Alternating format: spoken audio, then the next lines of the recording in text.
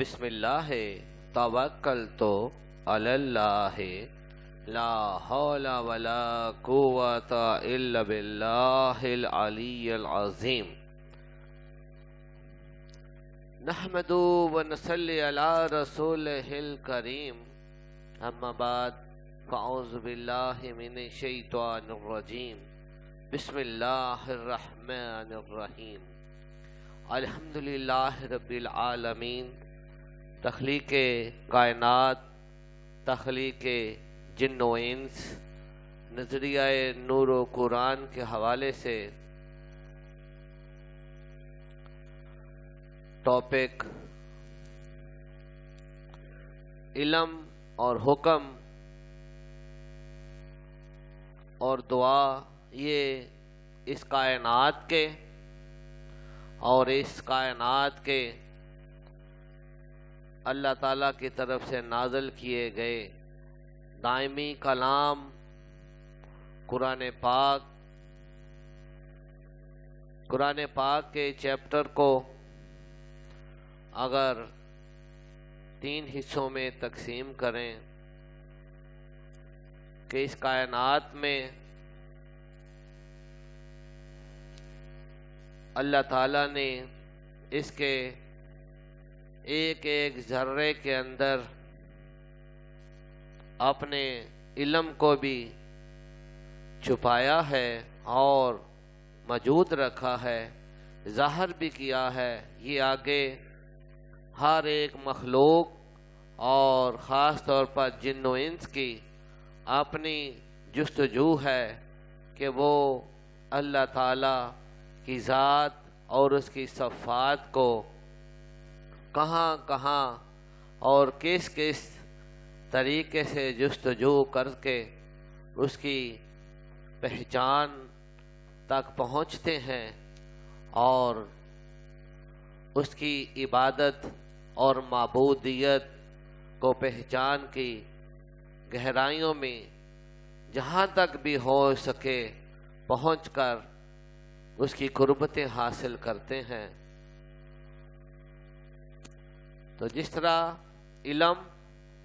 اور حکم اور دعا یہ 3 مراحل ہیں جو قرآن پاک کا بھی منبع اور مرکز ہے اور اس کائنات کے جو مقاصد ہیں ان میں علم ہر جگہ پر اللہ تعالیٰ کی ذات و صفات کی صورت میں موجود ہے اور اسی حکم کا تعلق حکم کے ساتھ ہے، اور علم اور حکم کے تغیرات چاہے وہ حصول علم کا موقع ہو یا علم کی مزید طلب ہو یا کسی وجہ سے علم پر حجاب آ جائے تو اس حجاب سے نجات پانے کا مرحلہ ہو، کہیں پر حکم پر عمل کرنے کی توفیق ہو اور کہیں حکم کے پورا نہ کرنے کی صورت میں معافی کی التجا ہو۔ غرض دعا جو ہے وہ ان دونوں منازل کے ساتھ جڑی ہوئی ہے کہ علم اور حکم ایک دوسرے کے ساتھ ہیں، علم حکم کے لیے اور حکم علم کے لیے، اور جس طرح کہ آغاز گفتگو ہی یہ اشارہ واضح کیا جا رہا ہے کہ دعا کا تعلق بھی علم اور حکم سے ہی جڑا ہے کہ چاہے وہ علم کا حصول ہو اور حکم پر عمل ہو، چاہے وہ علم کی مزولی سے بحالی ہو، چاہے وہ حکم کی نافرمانی سے معافی کی عطا ہو۔ غرض دعا کے بھی یہی پہلو ہم وقت علم اور حکم کے ساتھ جڑے ہوئے ہیں، لہذا ان تینوں کا تعلق اس پورے کائنات، اگر مجموعہ کائنات کو مقاصد کے حوالے سے وضاحت کرنے کی کوشش کی جائے، سمجھنے اور سمجھانے کی کوشش کی جائے کہ اللہ تعالیٰ نے اپنی ذات سے اپنے صفات کو اس کائنات میں علم کی صورت میں اور ان صفات کو کیسے جانا اور پہچانا جا سکتا ہے اور ان تک کیسے پہنچا جا سکتا ہے، اس کے لیے حکم اور کس طرح ان قربتوں کو انسان حکم کے ذریعے سے حاصل کرتا ہے، اور کب اگر حکم عدولی ہو جائے تو وہ کیسے ان علوم سے، ان صفات سے معزول بھی ہوتا ہے، اور پھر کس طرح دعا جو ہے وہ حکم عدولی کی معافی کا ذریعہ بھی بنتی ہے، یا اس کائنات کی ہر خیر جو علم اور حکم کے حصول کی اور پابندی کی صورت میں ہے۔ غرض یہ بات جس زاویے سے بھی آپ دیکھ لیں، اس کائنات کے نظام میں دیکھ لیں، کسی بھی اسلام ہو یا اہل کتاب مذاہب ہوں یا دیگر مذاہب ہوں، اور اپنی دنیاوی زندگی کا کسی بھی نظام کے اندر، کسی بھی حکومت کے اندر، حکومتوں سے لے کر ملکی نظاموں، صوبائی نظاموں، ضلعی نظاموں، حتیٰ کہ ایک گھریلو نظام کے اندر بھی جو ہے یہ پابندی واضح طور پر ہمیں نظر آئے گی کہ علم کا ہر کوئی نہ کوئی پہلو وہاں بھی پہچانا جا سکتا ہے، حکم وہاں پر بھی واضح نظر آتا ہے، اور دعا اور التجا یہ بھی ہر جگہ پر ظاہر بھی اور پوشیدہ بھی ہر پہلو میں واضح ہے۔ کائنات کا باہر کا نظام ہو، جس طرح کہ کائنات، ملک اور ہر چھوٹے سے چھوٹا پہلو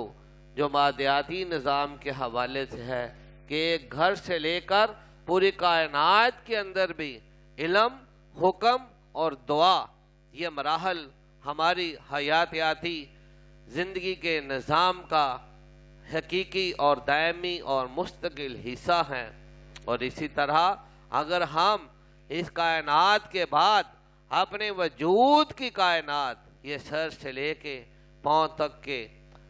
اس اپنی ذاتی کائنات، اپنے اس جسم، اپنے وجود کی کائنات کے اندر بھی دیکھیں تو اس میں بھی ہمیں علم اور اس میں بھی ہمیں حکم اور اس کے اندر بھی ہمیں دعا ہم وقت پوشیدہ یا ظاہر ہر حوالے سے نظر آتی ہے۔ یہ سب موجود ہے۔ بات غور و فکر کی ہے کہ پروردگار عالم اپنے کلام میں اور انسانی فطرت کے تقاضوں کے تحت، فقط کیونکہ جو اللہ تعالیٰ اپنے بندوں کو جب بھی کسی چیز کی دعوت دیتا ہے، رہنمائی کرتا ہے، غور و فکر کا کہتا ہے، ذکر کا کہتا ہے اور سمجھ بوجھ کا کہتا ہے، عقل کا کہتا ہے، غرض جن پہلوؤں پہ بھی اللہ تعالیٰ رہنمائی کرتا ہے تو وہ رہنمائی بے معنی، بے مقصد نہیں ہے۔ انسان کی طبیعت، فطرت اور اس کے فارمولے کے اندر پروردگار عالم نے یہ اجزاء چھپائے ہیں۔ اس مٹی کے جو اجزاء ہیں، اس فارمولے کے اندر جو ہے ایسے نظام موجود ہیں کہ جو غور و فکر پر مجبور کرتے ہیں، جو سوچنے سمجھنے پر مجبور کرتے ہیں، ہر ایک مرحلے کو عقل کے پہلوؤں پر سے، عقل کے مراحل پر سے گزرنے اور گزارنے پر ہی قبول کرتے ہیں۔ تو لہذا یہ پہلو جو علم اور حکم اور دوا، جس طرح کہ ان کا ایک دوسرے کے ساتھ تعلق جو ہے بار بار واضح کرنے کی کوشش کی جا رہی ہے، یہ کوئی بھی، یہ سب ایک دوسرے سے جدا نہیں ہے۔ جس طرح کسی بھی مذہب کے اندر ہو یا کسی بھی نظام کے اندر آپ کو واضح طور پر احکامات نظر آئیں گے، اور یہ احکامات دو پہلوؤں میں ہیں کہ ایک کہ ان احکامات کے پازیٹیو پہلوؤں پر، مثبت پہلوؤں پر عمل کیا جائے، اور اس کے جو نیگیٹو ممنوع پہلو ہیں ان پر عمل سے احتیاط کی جائے۔ تو لہذا یہ حکم کے دو پہلو ہیں۔ تو لہذا اس کے حوالے سے مذاہب کے اندر جائیں، اہل اسلام کے لیے بھی شریعت ہے، اور دیگر جو اہل کتاب مذاہب ہیں یا دیگر ہم مشرکین بدھ مت یا کسی اور مذہب کے اندر بھی چلے جائیں تو وہاں پر بھی ہمیں بنیادی عباداتی احکامات اور ممنوعات واضح طور پر نظر آتی ہیں۔ اور اسی طرح جیسے ملکی نظاموں کے اندر بھی کہ ہر ملک کا قانون اور اس کے آئینی قوانین کے اندر بھی ہمیں واضح طور پر حکم جو ہے عمل کی صورت میں اور ممنوعات کی صورت میں دونوں پہلوؤں پہ نظر آتا ہے۔ اور اسی کی پابندی کے ساتھ ہمارے حیاتیاتی نظام، ہمارے مادی نظام کا اور ہمارے حیاتیاتی نظام کا عمل اسی صورت میں احسن اور بہتر طریقے سے چلتا ہے۔ تو لہذا مذاہب کے اندر اور اہل اسلام کے لیے اس کا نام شریعت مقرر کیا گیا کہ ایاک نعبد و ایاک نستعین، کہ یعنی حکم پر عمل جو ہے وہ عبادت کا درجہ ہے، اور یہ عبادت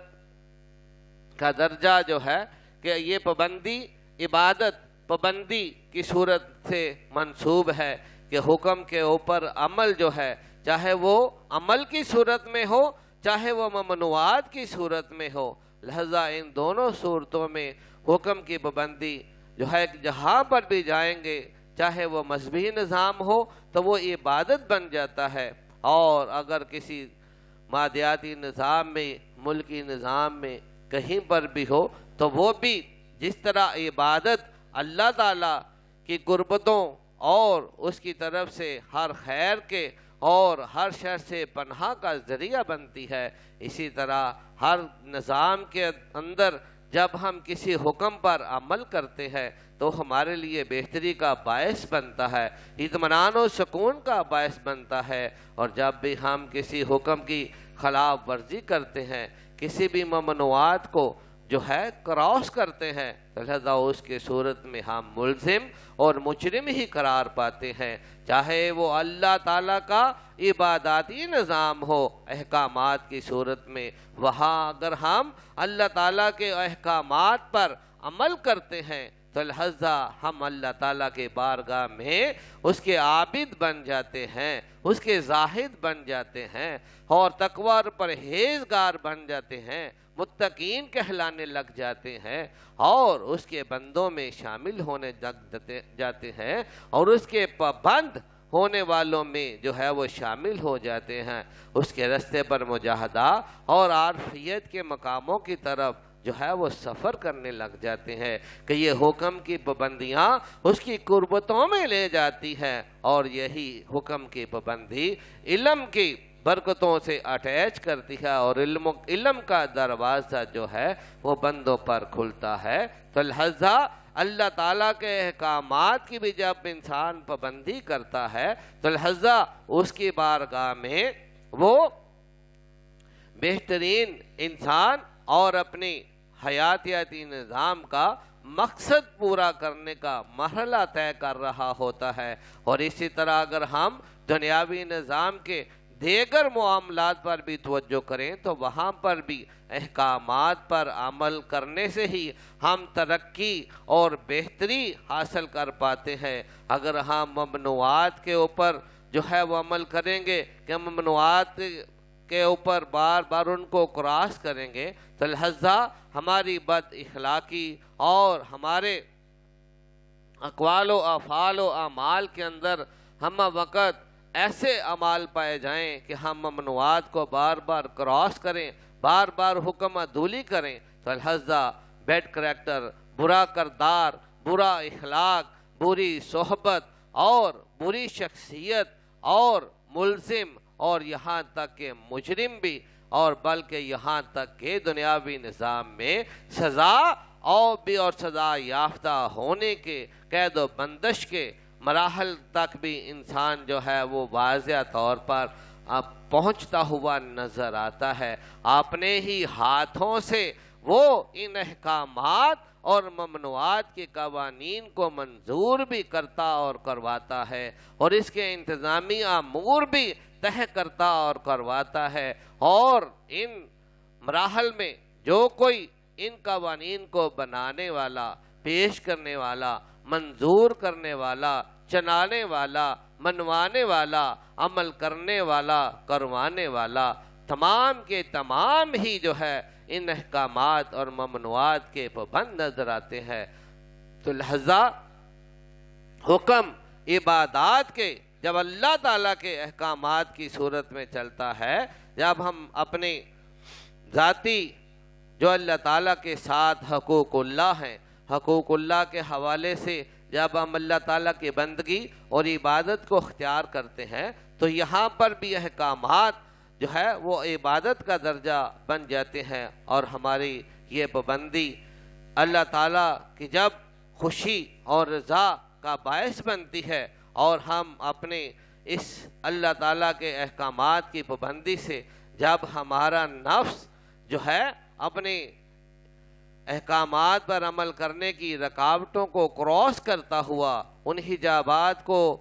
پار کرتا ہوا، ان حجابات سے کبھی پناہ اور کبھی نجات لیتا ہوا حکم پر عمل کرتا جاتا ہے، تو لہذا یہیں پر اس کے لیے پھر وہ نفس کے مطمئن ہونے کا کہ وہ اللہ تعالیٰ کے حکم کے ساتھ اپنے آپ کو مطمئن پاتا ہے، مطمئن کرتا ہے کہ میں اپنے اللہ تعالیٰ کے تمام تر احکامات پر اور ممنوعات پر جو ہے عمل کر رہا ہوں، تو لہذا یہی اس کا پروف، یہی اس کی ڈگری، یہی اس کا امتحان جو ہے آگے اللہ تعالیٰ کی رحمت کے ساتھ اس پر پھر دروازہ علم کے کھلنے کا ذریعہ بنتا ہے۔ لہذا اس حوالے سے یہاں پر ہم یہ پہلو واضح کر دیں، یہ نقطہ واضح کر دیں کہ جس طرح احکامات شریعت پر مشتمل ہیں اور شریعت احکامات پر مشتمل ہے، دونوں ایک دوسرے کے ایک ہی جیسے روح ہیں، تو لہذا یہ بات یاد رہے کہ یہ شریعت کی پابندی، یہ احکامات کی پابندی جو ہے، یہی اللہ کی بارگاہ میں ثبوت بنتی ہے، پروف بنتی ہے، ہماری ڈگری بنتی ہے، ہماری سند بنتی ہے کہ ہم جب اللہ تعالیٰ کے ان احکامات کے پابند ہیں اور ان کے احکامات پر عمل کر رہے ہیں، ممنوعات سے اپنے آپ کو بچا رہے ہیں، اگر ہم اسے جانتے بھی نہیں پوری طرح سے اور پوری طرح سے اس کی پہچان بھی نہیں ہے، لیکن جب اپنے آپ کو پابند کرتے ہیں، شیطان کی ڈالی ہوئی رکاوٹوں کو جو ہے ان سے اللہ تعالیٰ کے بارگاہ میں پناہ مانگ کر جو ہے اپنے آپ کو محفوظ کرتے ہیں، جس طرح میں نے پہلے بھی بتایا کہ علم کے اوپر بھی عمل کرنے میں اور اس کے احکامات پر، احکاماتی عمل پر جو ہے عمل کرنے میں اور ممنوعات سے بچنے میں بھی ہمیں ہم وقت دعا کے ساتھ ضرورت ہے۔ تو لہذا اس حوالے سے جب یہ سند ہمیں ملتی ہے تو تب اللہ تعالیٰ اس بندے سے جو ہے اپنی رحمت کریمانہ کے ساتھ جب یہ اطمینان دیکھتا ہے تو اللہ تعالیٰ بھی اس کی طرف سے خود بھی مطمئن ہو جاتا ہے۔ فَاذْكُرُونِي أَذْكُرْكُمْ کہ یہ اللہ تعالیٰ کا قانون ہمیشہ سے چلتا رہا ہے، اور اللہ تعالیٰ نے اس بات کو چھپایا بھی نہیں بلکہ واضح کیا ہے کہ اے بندے کہ جب تو مجھے یاد کرتا ہے تو میں تجھے یاد کرتا ہوں، تیری جو ہے پابندی، تیرا یاد کرنا، میرے احکامات پر عمل کرنا ہے، میری جستجو ہے، اور میرا یاد کرنا پھر تجھے اپنے علم کے، اپنی معرفت، اپنی قربت، اپنی پہچان کی توفیق عطا کرنا ہے اور اس کے دروازے کھولنا ہے۔ تو لہذا یہاں پر دعا جو ہے وہ ہم وقت ہمارے لیے دونوں ہی پہلوؤں میں، چاہے ہم حکم پر کے ذریعے سے گزرتے ہوئے علم کے دروازے تک پہنچیں، اور اسی طرح سے جس طرح کہ پچھلی گفتگو میں یہ بیان ہم کر چکے ہیں کہ جو اہل ایمان ہیں، دائرہ اسلام میں ہیں، کہ وہ تو اللہ تعالیٰ کے احکامات پر ایمان کے حوالے سے عمل کرتے ہوئے پہچان کی طرف سفر کرتے ہیں، لیکن جو کائنات کے دیگر مذاہب کے اندر ہیں یا جس بھی نظام کے اندر ہیں، تو لہذا ان کے لیے اللہ تعالیٰ نے ایمان کا طریقہ یہی ہمیشہ سے منتخب فرمایا ہے کہ وہ پہلے پہچان حاصل کرتے ہیں اور یہ جانتے ہیں، ان کا شعور، ان کی عقل، ان کی فہم و فراست، ان کی سمجھ بوجھ جب اس غور تک پہنچتی ہے، انتہا تک پہنچتی ہے کہ یہ کائنات کا نظام، یہ حیاتیاتی نظام ویسے ہی نہیں، پورے ایک نظام کے ساتھ ہے، پورے حساب کے ساتھ ہے، پورے میزان کے ساتھ ہے، پورے ایک مضبوط گراف کے ساتھ ہے، پورے ایک جو ہے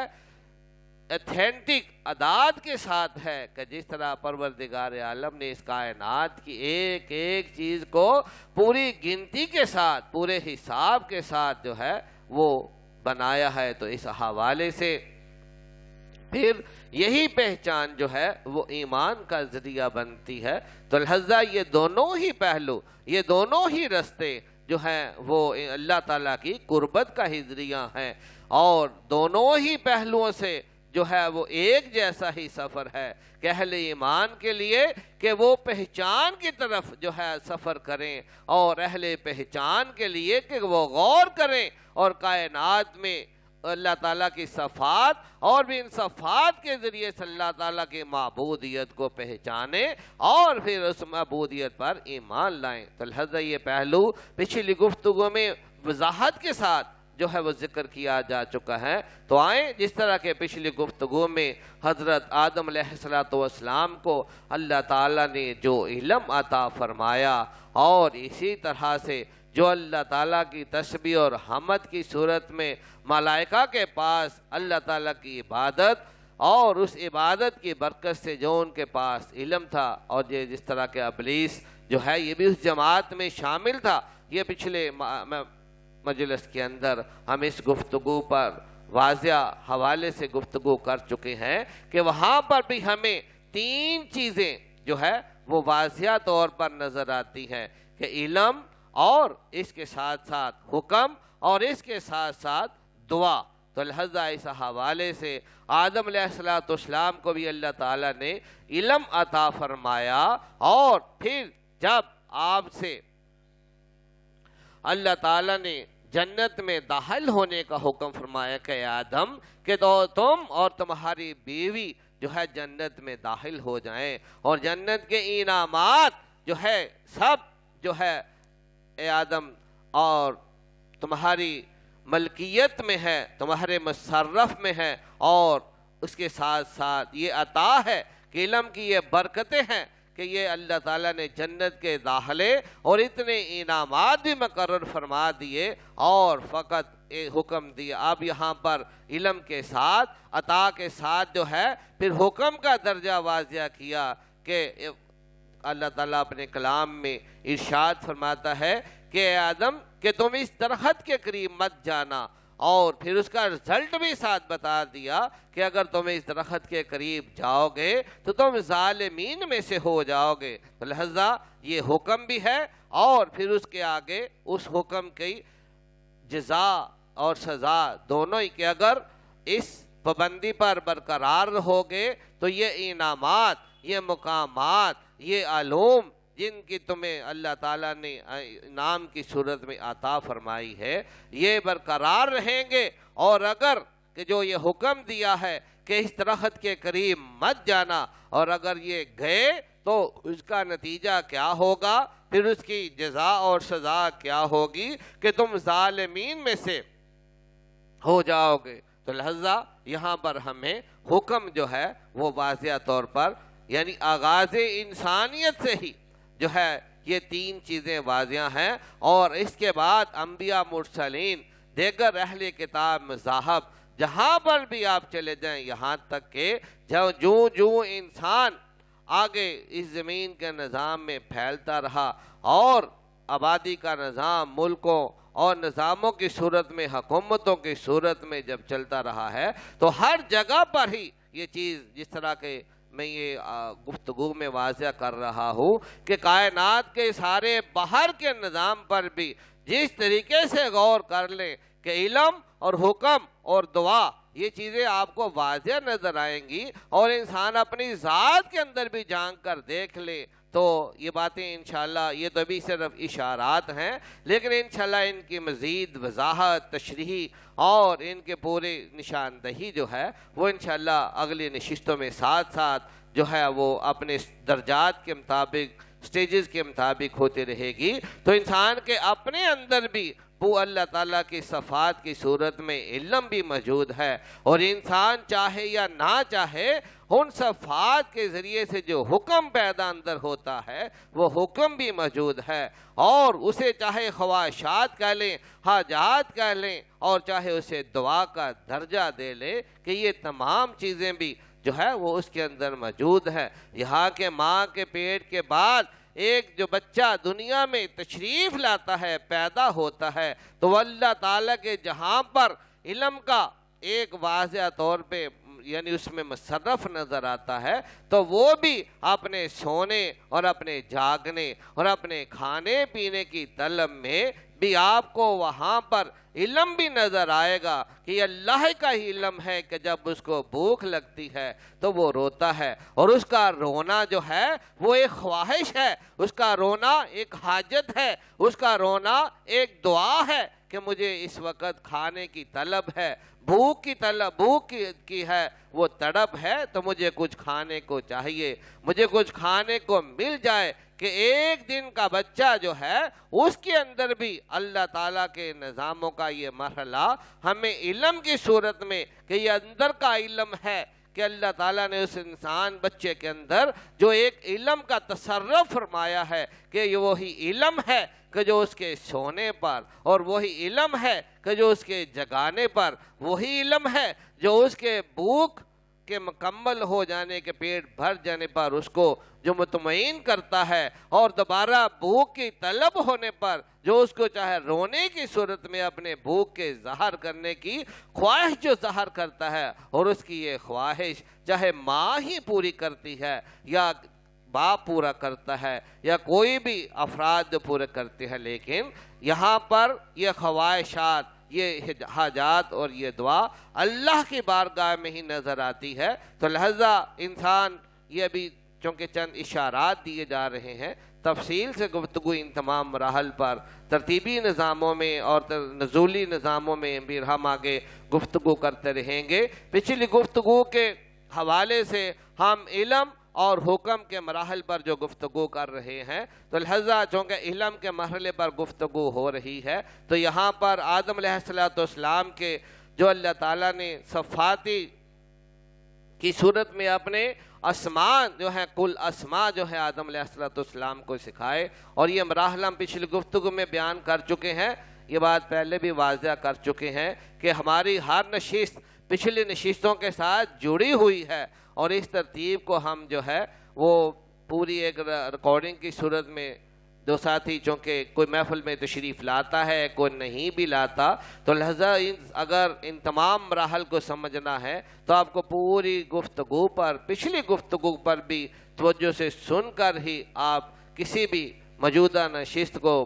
صحیح معنوں میں سمجھ سکیں گے۔ تو ہم علم کے مرحلے کی طرف چونکہ سفر کر رہے ہیں، انشاءاللہ اسی طرح ہم علم کے سفر کے ساتھ ساتھ پھر جو آگے حکم کے مراحل کو اور پھر دعا کے مراحل کو بھی علیحدہ علیحدہ سے ڈسکس کریں گے۔ تو لہذا علم کے مراحل میں آگے آدم علیہ السلام کے علم کے سامنے کہ اللہ تعالیٰ نے اس علم کو فتح عطا فرمائی، اور اس علم کی حاکمیت اور اس علم کی افضلیت اس حد تک ثابت فرما دی کہ نہ صرف ملائکہ جن میں ابلیس بھی شامل ہے کہ وہ اس علم کے سامنے جو ہے وہ شکست خوردہ بھی ہوئے، بلکہ اللہ کے حکم سے اس علم کی افضلیت کے سامنے سجدہ ریز بھی ہونا پڑا، اور جس کے نتیجے میں اس حکم عدولی کا بھی واضح ہمیں نظر آتا ہے کہ جو احکامات پر عمل کیا تو ملائکہ نے اس علم کو تسلیم کر کے، اس افضلیت کو تسلیم کر کے، اللہ تعالیٰ کی اس خلافت کو تسلیم کر کے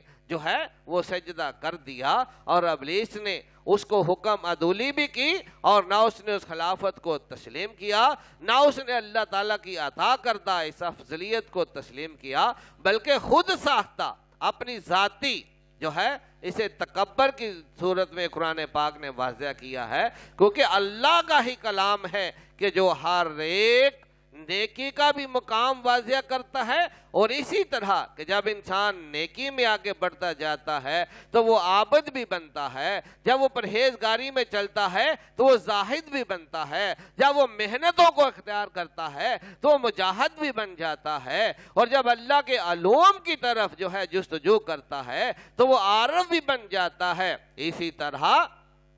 جب انسان نیکی کے مراحل کو طے کرتا جاتا ہے تو وہاں پر بھی اس کے درجے تبدیل ہوتے رہتے ہیں، پہلے وہ انسان ہے، پھر وہ مسلمان ہے، پھر وہ کہیں مومن ہے، پھر وہ کہیں متقین میں ہے، کہیں پہ وہ پھر عباد اللہ میں ہے، کہیں پہ وہ حزب اللہ میں ہے، کہیں پر وہ جو ہے وہ عباد اللہ میں ہے۔ تو لہذا اس طرح سے مختلف مقام رضا پر ہے، مقام مرضیہ پر ہے، لہذا ان تمام مراحل کو جو ہے وہ درجوں کی صورت میں، نیکیوں کے درجوں کی صورت میں بھی واضح کیا گیا ہے، اور یہ عبادات اور احکامات کا مجموعہ بن کر انسان جب چلتا ہے تو ان اعلیٰ درجوں پر ترقی کرتا رہتا ہے۔ یہ بحیثیت انسان وہ ان مراحل سے شروع ہوتا ہے یہاں تک کہ وہ اللہ تعالیٰ کے محبوبین بندوں میں شامل ہو جاتا ہے، اللہ کے بندوں کی جماعت میں داخل ہو جاتا ہے، اور دنیا میں بھی آج مقام اعلیٰ حاصل کرتا ہے، اور آخرت میں بھی جو ہے مقام اعلیٰ حاصل کرتا ہے۔ اور اسی طرح لا الہ الا اللہ محمد رسول اللہ، لا الہ الا اللہ محمد رسول اللہ، لا الہ الا اللہ محمد رسول اللہ، آمین صلی اللہ علیہ وآلہ وبارک وسلم۔ تو لہذا اسی طرح سے گناہوں کا اور حجابات کا، گناہوں کا ذکر بھی جو ہے وہ اللہ تعالیٰ ان کا درجہ بھی بتا رہا ہے، اور اسی طرح سے ان کی سزائیں بھی، کہ پہلے انسان یا مخلوق کی صورت میں جس حوالے سے بھی کہ وہاں پر بھی مرحلہ جس طرح نیکی کا مرحلہ بحیثیت انسانیت شروع ہوتا ہے، بحیثیت مخلوق شروع ہوتا ہے، تو پھر اعلیٰ درجوں تک درجہ بدرجہ انسان پابندی اختیار کر کے جو ہے وہ پہنچتا جاتا ہے۔ تو لہذا اسی طرح ایسے انسان جن و انس کہ اللہ کی وہ مخلوق کے جو نافرمانی کو اختیار کرتی ہیں، تو لہذا اللہ تعالیٰ وہاں پر پہلے ان کی حکم عدولیوں کا بھی ذکر کرتا ہے کہ اس صورت میں کہ کس حجاب کو، جس طرح سب سے پہلے ابلیس کے گناہ کو واضح ایک نام کی صورت میں اللہ تعالیٰ نے واضح کیا کہ اس نے تکبر کیا، یہ تکبر بھی کیا، اور اس تکبر کے درجے کو اختیار کرنے پر جو ہے اللہ تعالیٰ نے یہ واضح کر دیا کہ وہ کافرین میں، انکار کرنے والوں میں جو ہے وہ شامل ہو گیا۔ تو لہذا اس حوالے سے یہاں پر جو ہے وہ گناہوں کا درجہ شروع ہوتا ہے، اور اسی طرح علم کے حوالے سے جس طرح واضح کی کہ عبادات اور علم کے حصول میں بھی انسان اعلیٰ درجوں تک پہنچتا جاتا ہے، اور اسی طرح جو خلاف ورزی کرتے ہیں احکامات اور علوم کو پہچان کر بھی جو ہے نہیں پہچانتے، حکم کو سن کر بھی نہیں مانتے، علم کو پہچان کر کے بھی نہیں مانتے اور نہیں پہچانتے، تو لہذا یہاں پر جو ہے وہ اللہ تعالیٰ پھر حجابات کا تذکرہ بھی کر رہا ہے۔ ابلیس کے لیے تکبر کا بھی جو ہے وہ لفظ استعمال کیا، اور اس کے اوپر جو ہے پھر سزا کی صورت میں کہ اللہ تعالیٰ نے جو ہے وہ اسے لعین یعنی اس پر لعنت بھی ڈالی کہ اس نے اس کو حکم بھی واضح ملا، اس نے پہچان بھی کر لی جو اس کو حکم بھی واضح مل جائے، اور جس کو پہچان بھی کروا دی جائے تو اس کے باوجود بھی جب وہ نہ پہچانے اور نہ مانے اور اپنی ہی ذات کی جو ہے افضلیت کو سامنے لے آئے، اور اپنے خالق کو جو بنانے والا ہے اور جو ایک چیز کو حکم کی صورت میں نازل کرنے والا ہے اور علم کی صورت میں پہچان کروانے والا ہے، جب ان تمام مراحل کو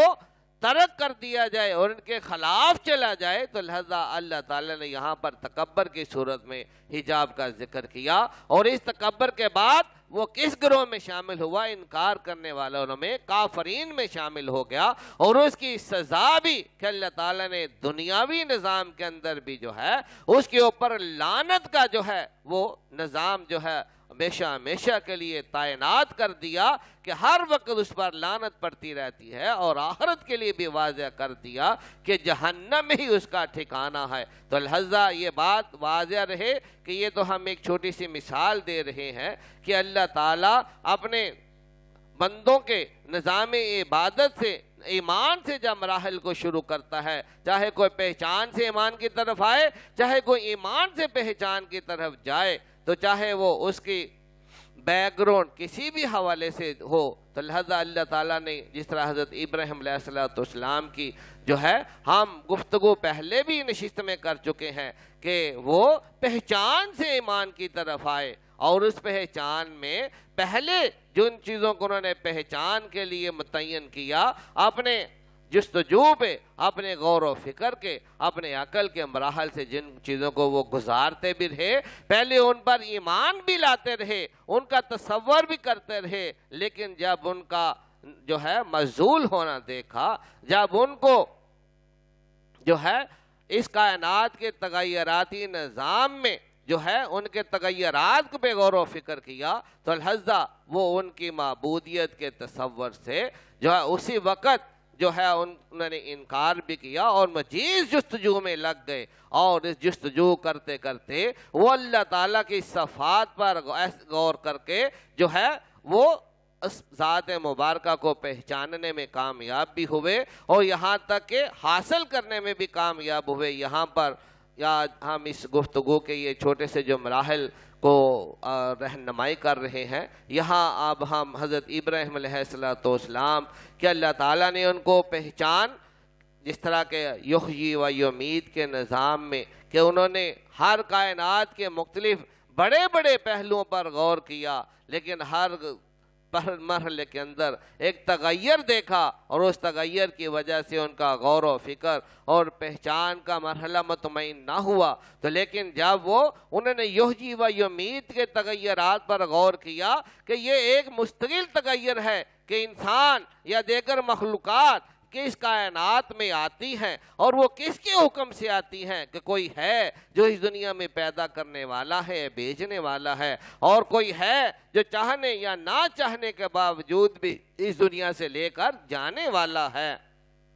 لہذا یہ دونوں نے اس کائنات کے تصرف کے اندر اللہ تعالیٰ کی صفات کو پہچانا، اور اس خاص طور پر اس صفت کے ذریعے سے جب پہچانا، جب بھی کوئی یہاں پر یہ بات میں واضح کر دوں کہ چاہے اللہ تعالیٰ کو کسی ایک جب انسان یا کوئی بھی مخلوق ایک صفت کے ذریعے سے پہچان لیتی ہے کہ کوئی یہ کائنات کا اس صفت کا جو معبود ہے وہی کائنات کی دیگر تمام جو ہے چیزوں کا وہی یحیی و یمیت ہے، جس طرح ابراہیم علیہ السلام نے مخلوقات اور انسانوں کے اوپر اللہ تعالیٰ کی صفت کے جب تصرف کو پہچانا تو خالی صرف اسی ایک صفت پر نہیں بلکہ پھر ان کا ایمان جو ہے وہ کائنات کے پورے نظام کے اوپر ہی اس اللہ تعالیٰ کہ جو یحیی و یمیت ہے کہ وہی جو ہے اس کائنات کے باقی نظاموں کا بھی مالک ہے۔ یہاں پر ہم ایک ترتیب کے ساتھ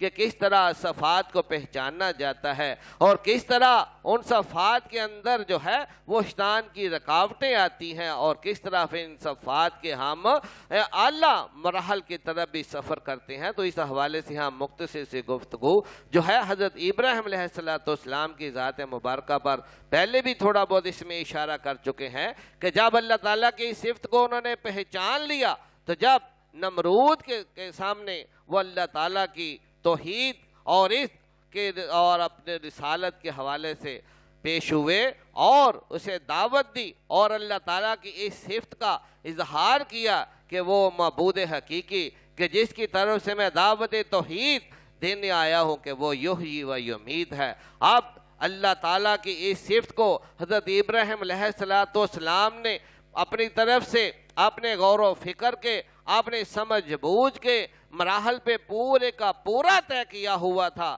لیکن جب آپ نے یہ دعوت نمرود کو دی تو نمرود نے اس پہچان کو جو ہے ڈیمیج کرنے کے لیے اس کے اندر یعنی جو بھی کفر ہے مشرک ہے، چاہے وہ انسانی مجموعہ میں ہو چاہے وہ جنات کی صورت میں ہو، اس کے پیچھے شیاطین کا ہی مکمل طور پر بظاہر انسان سامنے ہوتے ہیں لیکن اندر ان کے شیطان موجود ہوتے ہیں۔ تو لہذا نمرود نے جو ہے اللہ تعالیٰ کی جب ان صفات کو سنا اور کہا کہ ابراہیم کہ یہ تو اختیار یہ تو صرف میرے پاس بھی ہے کہ میں بھی یحیی ہوں میں بھی وہ یمیت ہوں، لہذا اس کے پروف کے لیے ثبوت کے لیے جو ہے اس نے دو قیدیوں کو بلانے کا حکم دیا کہ جس کو ایک کو سزائے موت کا حکم تھا وہ اس کے جرم کے بدلے میں اس کے لیے سزائے موت کا حکم متعین کیا جا چکا تھا اور دوسرا بے گناہ تھا اس کو آزاد کرنے کا حکم متعین کیا جا چکا تھا۔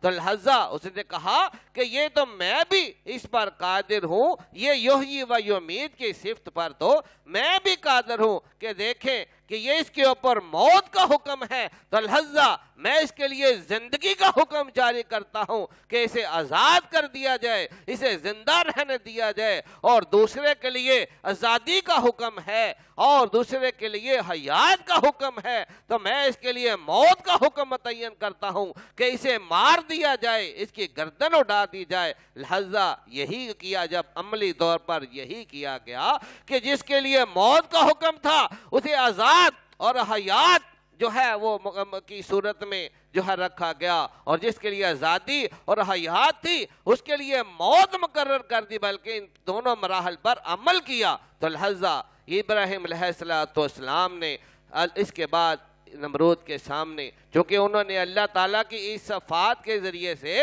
کائنات میں ہر جگہ پہ ہی اپنے معبود کو پہچانا تھا، تو لہذا انہوں نے دوسرا سوال جو ہے نمرود کے سامنے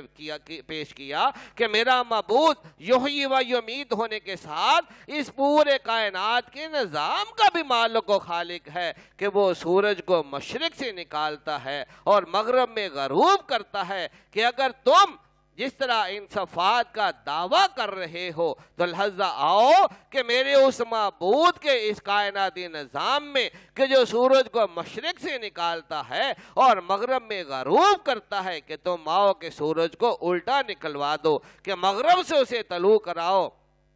اور مشرق میں اسے غروب کرواؤ۔ تو لہذا کائناتی نظام کے اندر جب اس نے اپنا اختیار نہ پایا تو وہ اس پر حیران اور بلکہ پشیمان ہوا، شرمندہ ہوا، اور اس کا دعوی خدائی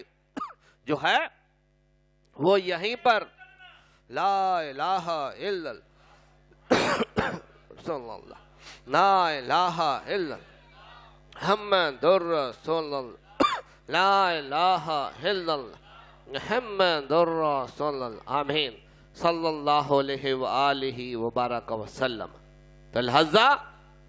اس گفتگو کے اندر ہماری عملی زندگی کے بڑے مرحلے دلیل کے طور پر ثبوت کے طور پر ہمیں واضح نظر آئیں گے، تو لہذا گفتگو کو بڑی توجہ سے بھی سنیں اور اس پر غور بھی کریں، اور اس کو غور کرنے کے ساتھ ساتھ اپنی عملی زندگی پر بھی اس کا ہم وقت جو ہے تغیر جو ہے وہ نوٹ کرتے رہیں کہ کس طرح وہ ہماری حیات کو برقرار رکھتا ہے، کس طرح وہ ہمیں موت سے بچاتا ہے، اور جب تکمیل اس زندگی کی تکمیل کا وقت آ جائے تو لہذا پھر موت سے بچنے کا کوئی ذریعہ بھی باقی نہیں رہتا. تو لہذا گفتگو کا تسلسل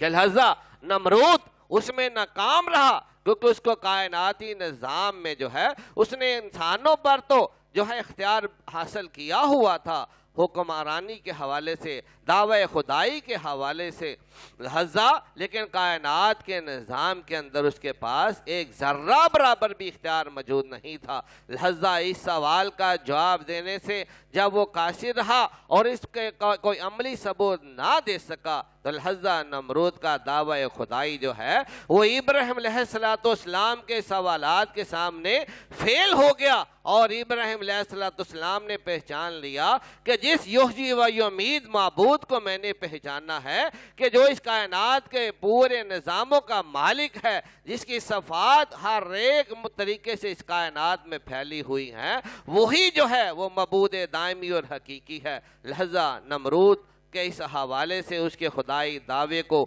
اس حوالے سے جب فیل قرار پایا تو لہذا اس سے ایک تو نمرود بھی جو ہے وہ ذلیل و خوار ہو گیا اور ابراہیم علیہ السلام کا جو اطمینان تھا جو اس کے پہلے وار سے کہ یہ ایک طرح سے شیطانی وار تھا، ابراہیم علیہ السلام کے اعتماد پر، ابراہیم علیہ السلام کے عقیدے پر، ابراہیم علیہ السلام کی جستجو پر، ابراہیم علیہ السلام کی پہچان پر، ابراہیم علیہ السلام کے ایمان پر یہ شیطان کا ایک حملہ تھا کہ ابراہیم کہ تم جس صفت کی بات کر رہے ہو کہ وہ اختیار تو میرے پاس بھی ہے. اور جب اس نے عملی طور پہ یہ کر بھی دکھایا کہ موت والے کو زندگی عطا کر دی اور زندگی والے کے لیے موت جو ہے نازل کر دی تو لہذا یہاں پر یہ بات واضح کرے کہ یہ شیطانی حملہ تھا. اور یہ شیطانی حملہ جو ہے ابراہیم علیہ السلام کی ذات مبارکہ پر اثر انداز بھی ہوا.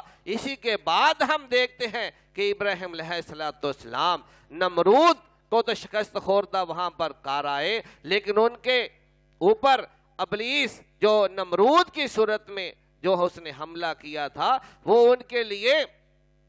جو ہے بے اطمینانی کا باعث بنا ہوا تھا. ظاہری طور پر نفس کے حوالے سے جو ہے ایجابات کے حوالے سے جو ہے وہ بے اطمینانی کا باعث تھا. تو لہذا آپ نے اللہ تعالیٰ سے التجا کی کہ پروردگار عالم کہ تو یحیی و یمیت ہے، میرا ایمان ہے، میرا یقین ہے، اور اس یحیی و یمیت ہونے کے ساتھ کائنات کے دائمی مالک و خالق اور کل شین قدیر ہونے والا حقیقی معبود دائمی تو ہی ہے، لیکن یہ یحیی و یمیت ہونے کے حوالے سے اے پروردگار عالم کہ میں تیری بارگاہ میں التجا کرتا ہوں کہ تو مجھے دکھا دے کہ تو کیسے زندہ کرتا ہے اور تو کیسے مارتا ہے. تو اللہ تعالیٰ کی طرف سے حکم ہوا ہے کہ ابراہیم کیا تمہیں یقین نہیں ہے، تمہیں ایمان نہیں ہے؟ کہا ہے پروردگار عالم میرا ایمان بھی ہے، میرا یقین بھی ہے، لیکن میری پہچان جو ہے میرا ایمان بھی ہے. غور سے کہ میرا ایمان بھی ہے، میرا یقین بھی ہے، میرا ایمان جو ہے وہ ٹوٹا نہیں ہے، میرا یقین ٹوٹا نہیں ہے. کیونکہ نمرود جو ہے سورج کو اگر تغیر نہیں کر سکا تو لہذا معبود دائمی اور حقیقی تو ہی ہے. اس کا دعوی خدائی جھوٹا ہے اور وہ تیرے شریکوں میں جو ہے اپنے آپ کو شامل کیے ہوئے ہے، لیکن دعوی خدائی جھوٹا ہے. میں اس کے اوپر تو میرا کوئی ایمان اور عقیدہ تو نہیں ہے، لیکن تیرے اوپر جو میرا ایمان اور عقیدہ ہے میں اس کی آگے پہچان چاہتا ہوں تاکہ میں اس کے لیے انہوں نے اپنے یہاں پر جہاں جو ان گفتگوؤں میں باریک بین نقطے ہیں جو ہمارے لیے رہنمائی کا ذریعہ ہیں، کیونکہ گفتگو کے پورے مراحل میں سے خاص نکات ہوتے ہیں جو رہنمائی کے لیے، جس طرح مختلف کسی چیز کو ہم نے دیوار پر لگانا ہو تو ہم تھوڑے تھوڑے فاصلے پر کیل ٹھونکتے ہیں تاکہ وہ چیز مضبوط رہے. اس طرح یہ بات بھی یاد رہے کہ گفتگو بھی ایک مستقل جو ہے وہ ایک لڑی کی صورت میں ہوتی ہے، لیکن تھوڑے تھوڑے فاصلے کے بعد اس کی مضبوطی کے لیے جو ہے یا گرہ باندھنی پڑتی ہے یا کیل ٹھونکنا پڑتا ہے یا کوئی بھی اس کی مضبوطی کا ذریعہ بنانا پڑتا ہے. اس لیے پوری گفتگو جب بھی کسی عالم کی ہو، جب بھی کسی شیخ کی ہو، ہو، جب بھی کسی رہنما کی ہو تو پوری گفتگو کا تسلسل بھی ایسے ہی ہوتا ہے کہ گفتگو کہیں پر ڈھیلی کہیں پر ٹائٹ ہوتی جاتی ہے، لیکن اس کے مختلف فاصلوں کے بعد جو ہے وہ ایسے نکات موجود ہوتے ہیں جو اس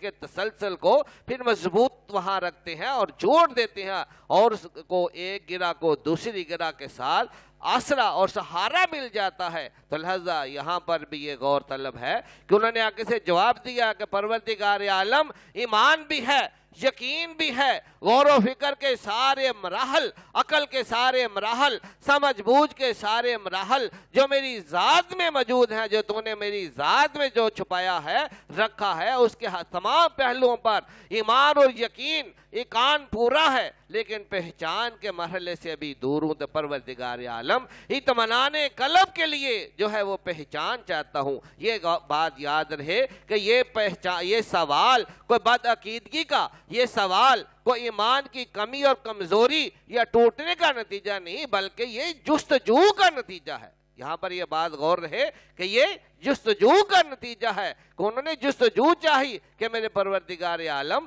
میں اس بارے میں جستجو چاہتا ہوں، اور جستجو کی، اس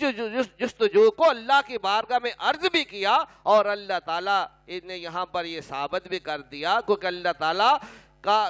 معاملہ جو اپنے انبیاء کے ساتھ ہے اور انبیاء کا معاملہ جو اللہ کے ساتھ ہے، یہ طریقے اللہ تعالیٰ اگر قرآن میں ہمیں بیان کر رہا ہے، سکھا رہا ہے، بتا رہا ہے، تو یہ پچھلی نشستوں میں یہ پہلے بھی واضح کر چکا ہوں کہ یہ کہہ کر ہم اپنے آپ کو کبھی بھی نہیں بری کر سکتے کہ وہ اللہ کا معاملہ تھا، وہ اس کے انبیاء کا معاملہ تھا۔ یہ بات یاد رہے کہ فرق اس میں فقط اتنا ہے کہ اللہ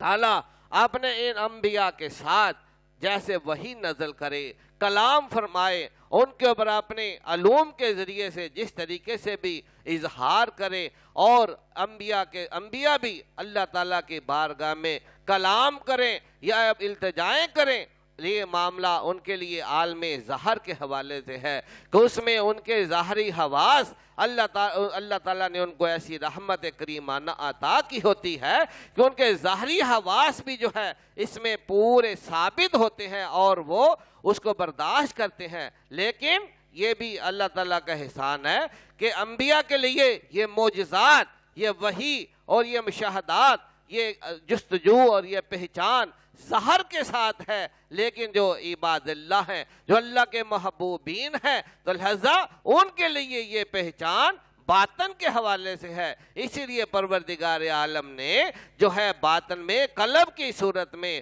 اس کی سماعت کا بھی ذکر فرما کیا ہے، اور اس کی بصارت کا بھی ذکر کیا ہے، اس کی سمجھ بوجھ کا بھی ذکر کیا ہے۔ تو لہذا اس حوالے سے ابراہیم علیہ السلام نے اپنے قلب کے حوالے سے ذکر کیا کہ پروردگار عالم اطمینان قلب کے لیے، تو لہذا یہاں پر کہ اللہ تعالیٰ جب ہم اہل ایمان کو اپنے کلام میں اللہ بذکر اللہ تطمئن القلوب کی صورت میں کہ یہ جو اطمینان ہے کہ ہم بھی اللہ تعالیٰ کی جس صفت کو جو ہے ذکر کی صورت میں اپنائیں گے، یحیی و یمیت کو ذکر کی صورت میں اپنائیں گے، رحمان کو ذکر کی صورت میں اپنائیں گے، اللہ تعالیٰ کی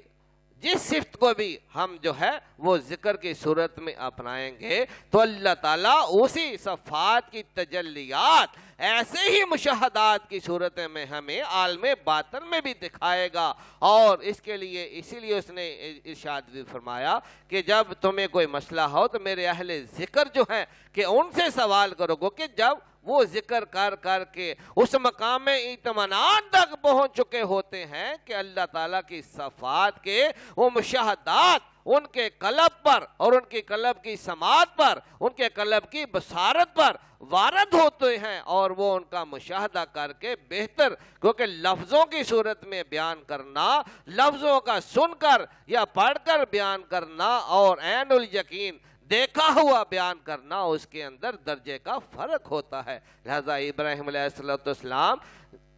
اس حوالے سے جستجو میں جو سوال کر رہے ہیں، اور یہ واقعہ پہلے بیان کیا جا چکا ہے مختصر اشارتاً کہ اللہ کے حکم پر اللہ نے اس جستجو کو قبول کیا، اس پہچان کو قبول کیا، یہ ہمیں بھی بتانے کے لیے کہ کوئی جستجو چاہے آج بھی کوئی میری صفات کا اسی طرح ذکر چاہے، جستجو چاہے، تو اس کو میری یہ صفات کی یہ پہچان کے مراحل اس کو بھی عطا ہوں گے، جس طرح ابراہیم علیہ السلام کو عطا ہوئے۔ تو اللہ کے حکم پر اللہ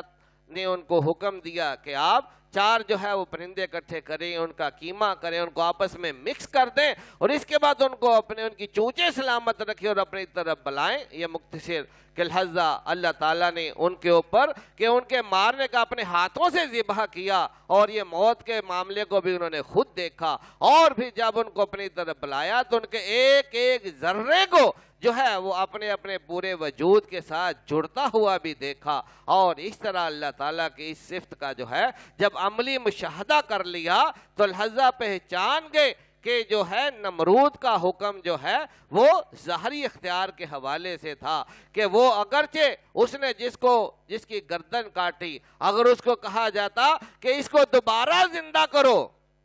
جس کی گردن کاٹی ہے اس کو دوبارہ زندہ کرو، تو اس کے پاس یہ بھی اختیار نہیں تھا۔ تو لہذا اس حوالے سے جبکہ اللہ تعالیٰ نے ابراہیم علیہ السلام کو تو اپنے یحیی و یمیت ہونے کے اس سے بھی بڑے اختیار کا، اگلے اختیار کا جو ہے وہ مشاہدہ عطا فرمایا کہ ابراہیم کہ نمرود تو اس بات پر بھی قادر نہیں کہ وہ جس کی گردن کٹوائی ہے اس کو دوبارہ زندہ کر سکے، تو میں تجھے اپنی ان صفات کا جو ہے وہ پرتو اور مشاہدہ اس صورت میں دکھا رہا ہوں کہ اپنی ہاتھوں سے تو جن کی گردن پرندوں کی کاٹ رہا ہے، اپنے ہاتھوں سے ان کا جو قیمہ کر کے ذرہ ذرہ کر کے بلکہ ان کو آپس میں مکس بھی کر رہا ہے، اور میں کس طرح اپنے یحیی ہونے کا تمہیں جو ہے مشاہدہ کروا رہا ہوں کہ میں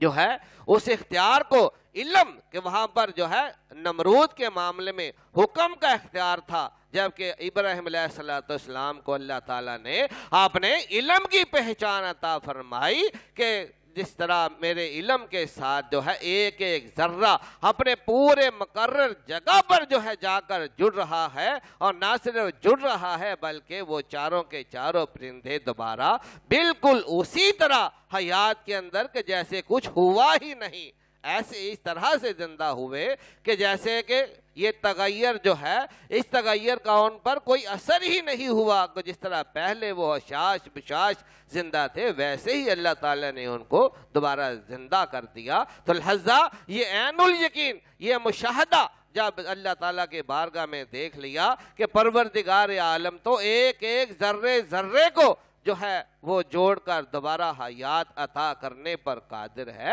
تو لہذا ابراہیم علیہ السلام جب اس مشاہدے پر یہ دیکھ لیا تو مزید جستجو جاری رکھی۔ اس کے مراحل میں ہم دیکھتے ہیں کہ یہ اللہ کے علوم کا ذکر ہو رہا ہے کہ اللہ تعالیٰ اس طرح آپ کائنات میں کسی ایک صفت کے ساتھ ہی نہیں بلکہ ہر ایک صفت ایک دوسرے کے ساتھ جڑی ہوئی ہے۔ اور اسی طرح ابراہیم علیہ السلام نے جب بتوں کے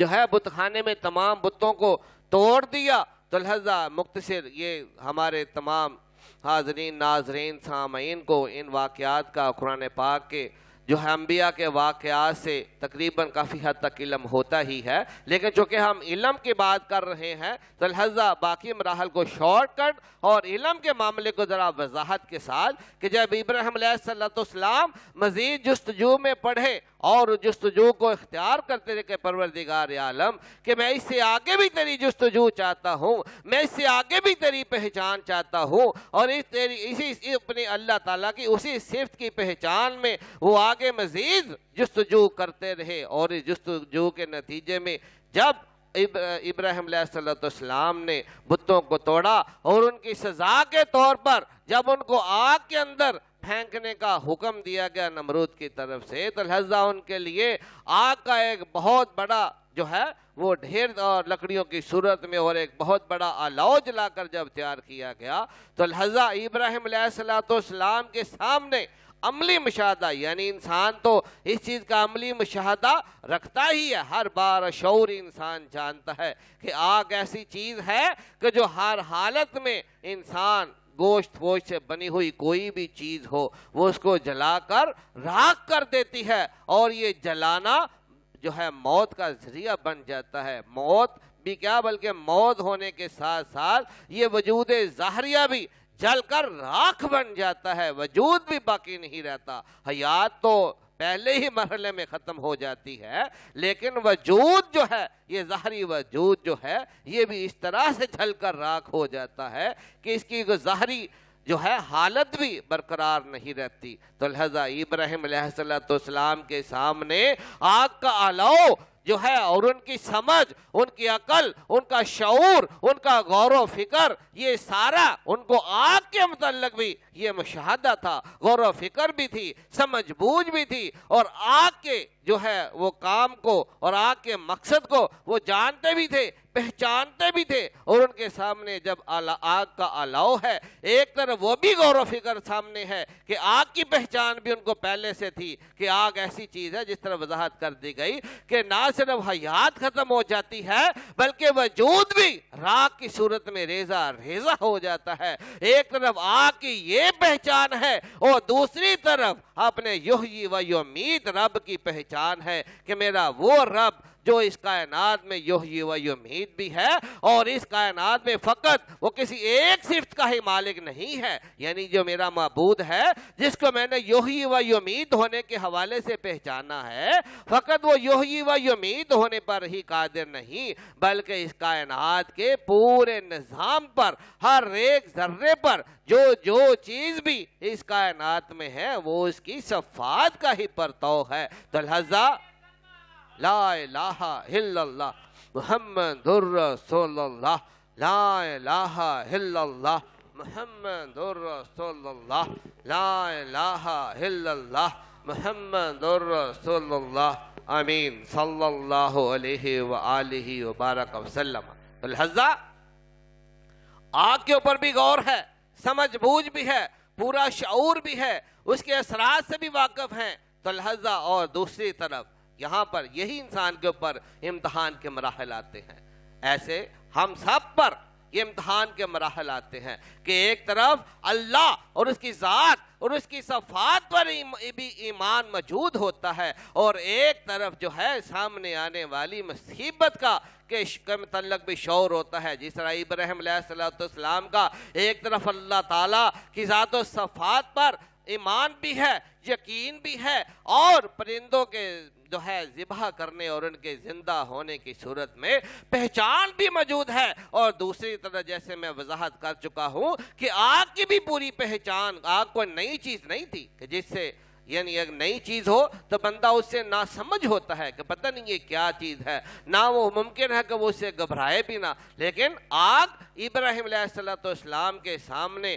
جس طرح وہ اللہ تعالیٰ کے یحیی و یمیت ہونے پر ایمان رکھتے تھے، یقین رکھتے تھے، اور اس کی پہچان بھی کر چکے تھے، تو اسی طرح وہ آگ کے بارے میں بھی ان کا یہ ایمان تھا کہ یہ جلا دینے والی ہے، راکھ کر دینے والی ہے، ان کا یقین بھی تھا کہ یہ جلا دینے والی ہے، مار دینے والی ہے، راکھ میں ملا دینے والی ہے، ان کی پہچان بھی تھی، کیونکہ ہر انسان نے آگ کو اپنی عملی زندگی میں استعمال کیا ہوتا ہے کہ جب وہ کھانا پکانے کے لیے آگ جلاتا ہے تو لہذا ابراہیم علیہ السلام کا تو یہ خاص طور پہ مقصد تھا کہ آپ کے پاس کوئی مہمان آتے تو آپ ہمیشہ ان کو کھانا پیش کرتے، اپنے کبھی بھی ایک طرح کھانا نہ کھاتے۔ تو لہذا آگ کا عملی مشاہدہ ہر حالت میں آگ کے اوپر ایمان کے حوالے سے کہ یہ جلا کر راکھ کر دینے والی ہے، حیات کو ختم کر دینے والی ہے، اور یقین بھی تھا، اور اس کی اپنی جب انہوں نے اپنی عملی زندگی میں آگ کو کھانے پکانے جلانے جس صورت میں بھی استعمال کیا ہوگا تو لہذا پہچان بھی موجود تھی۔ ایک طرف اللہ کی ذات و صفات پر ایمان، یقین اور پہچان ہے، اور دوسری طرف جو مصیبت سامنے کھڑی ہے اس کے اوپر بھی ایمان، یقین اور پہچان کے جو مرحلے ہیں وہ بھی پورے اتر رہے ہیں کہ یہ آگ، یعنی ایمان سے مراد یہ ہے کہ کسی چیز کا ماننا کہ ہاں یہ واقع ایسے ہی ہے، یعنی آگ کا یہاں ماننا یا یقین یا پہچان میں اللہ تعالیٰ کے ساتھ معبودیت کا ذکر نہیں کر رہا، بلکہ صرف وضاحت کے حوالے سے یہ تینوں مراحل جو ہے ایک دوسرے کے سامنے بیان کر رہا ہوں کہ اللہ تعالیٰ کی ذات و صفات پر بھی ایمان، یقین اور پہچان کا مرحلہ طے کر چکے تھے، اور آگ کی جب ان کے لیے جلائی گئی نمرود کی طرف سے کہ ان کو اس آگ میں جلا کر راکھ کر دیا جائے، تو لہذا ایک طرف آگ کی مصیبت بھی جب سامنے آ گئی تو لہذا دونوں ایمانوں کا مقابلہ ہونے لگ گیا، دونوں یقینوں کا مقابلہ ہونے لگ گیا، دونوں پہچانوں کا مقابلہ ہونے لگ گیا، اور یہ ایمان کا مقابلہ، یہ یقین کا مقابلہ، یہ پہچان کا مقابلہ بیان کرنے کا مقصد یہی ہے کہ یہ نہ سمجھے کہ یہ ایمان کا مقابلہ فقط ابراہیم علیہ السلام کے لیے تھا، یقین کا مقابلہ فقط ان کے لیے تھا، یہ پہچان کا مقابلہ فقط ان کے لیے تھا، بلکہ اس واقعہ سے یہ سمجھ لیں کہ ہم تمام انسان اور ہم مسلمان جو ہیں، ہم سب کے لیے ہی یہ مرحلہ ہر روز دن میں کئی بار آتا ہے۔ ہم لوگوں کے لیے، ہم انسانوں کے لیے، ہم مسلمانوں کے لیے یہ ایمان کا مقابلہ کئی بار دن میں ہمیں سامنا کرنا پڑتا ہے، یہ یقین کا مقابلہ کئی بار کرنا پڑتا ہے، یہ پہچان کا مقابلہ کئی بار اس کا سامنا کرنا پڑتا ہے، جس طرح ابراہیم علیہ السلام کو اللہ تعالیٰ کی ذات و صفات اور پہچان کا ایک طرف، اور آگ کے بارے میں جو غور و فکر تھی وہ ایک طرف، کہ جو آگ کی مصیبت موت کی صورت میں سامنے کھڑی تھی،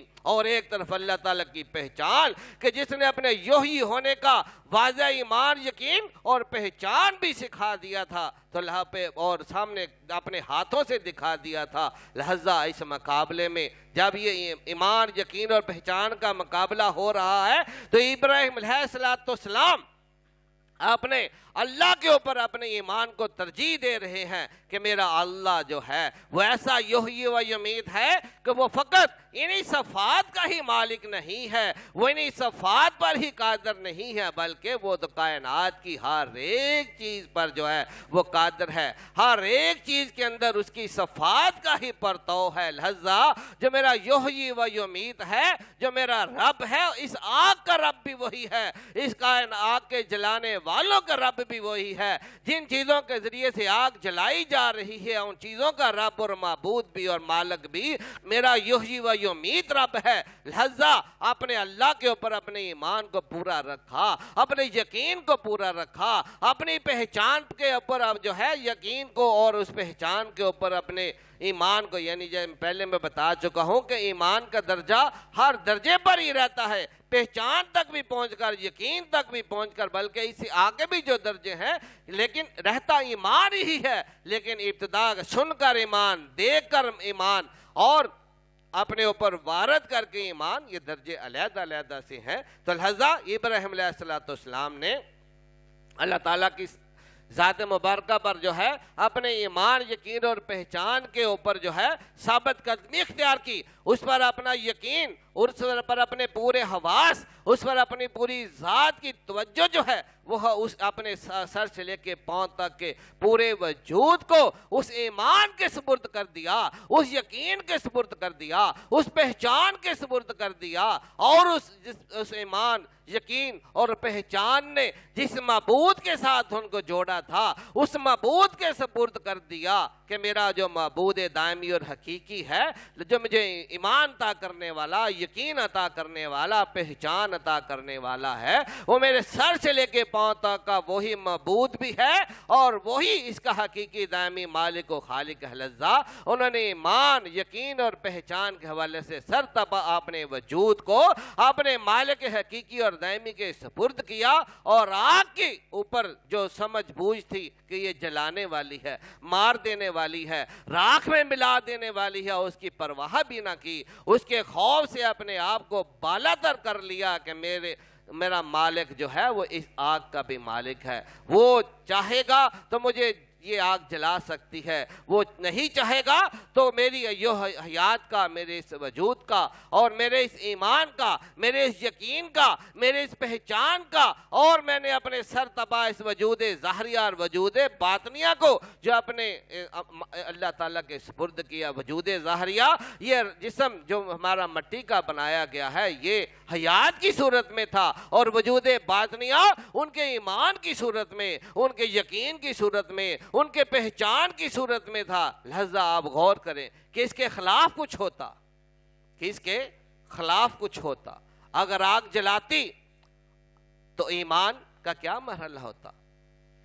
تو لہذا ایمان کے اوپر یہ ہم جب مصیبتیں ہم پر حاوی ہوتی ہیں، جب اس نقطے پر میں جو علم کی بات گفتگو کر رہا ہوں تو یہ میں واضح کر رہا ہوں کہ واقعہ ابراہیم علیہ السلام دلیل کے حوالے سے، گفتگو کے حوالے سے تو بیان کیا جا رہا ہے، لیکن میں واضح کر چکا ہوں کہ ایسے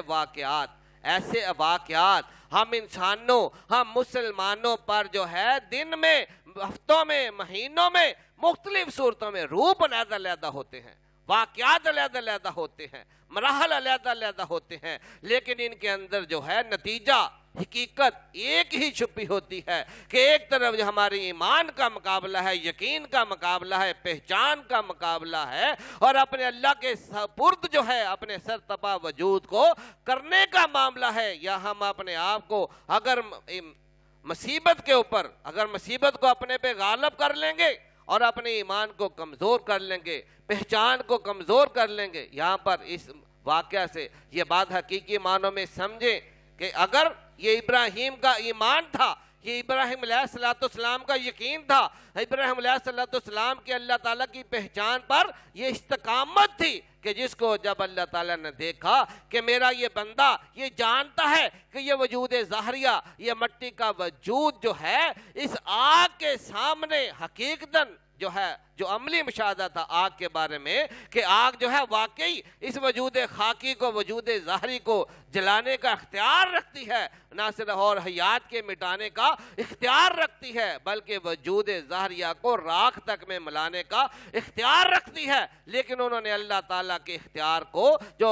اپنے اوپر جو ہے وہ حاوی کیا، غالب کیا، اس پر اپنے ایمان کو مضبوط کیا، یقین کو مضبوط کیا، پہچان کو مضبوط کیا، اور اس کے ذریعے سے اپنے آپ کو اللہ کے سپرد کیا۔ تو لہذا یہ سپردگی جو ہے وہ عملی ثبوت کی صورت میں ہمیں نظر آ رہی ہے کہ اللہ تعالیٰ کے حکم کے حوالے سے کہ جب ابراہیم علیہ السلام کو آگ میں پھینکا گیا،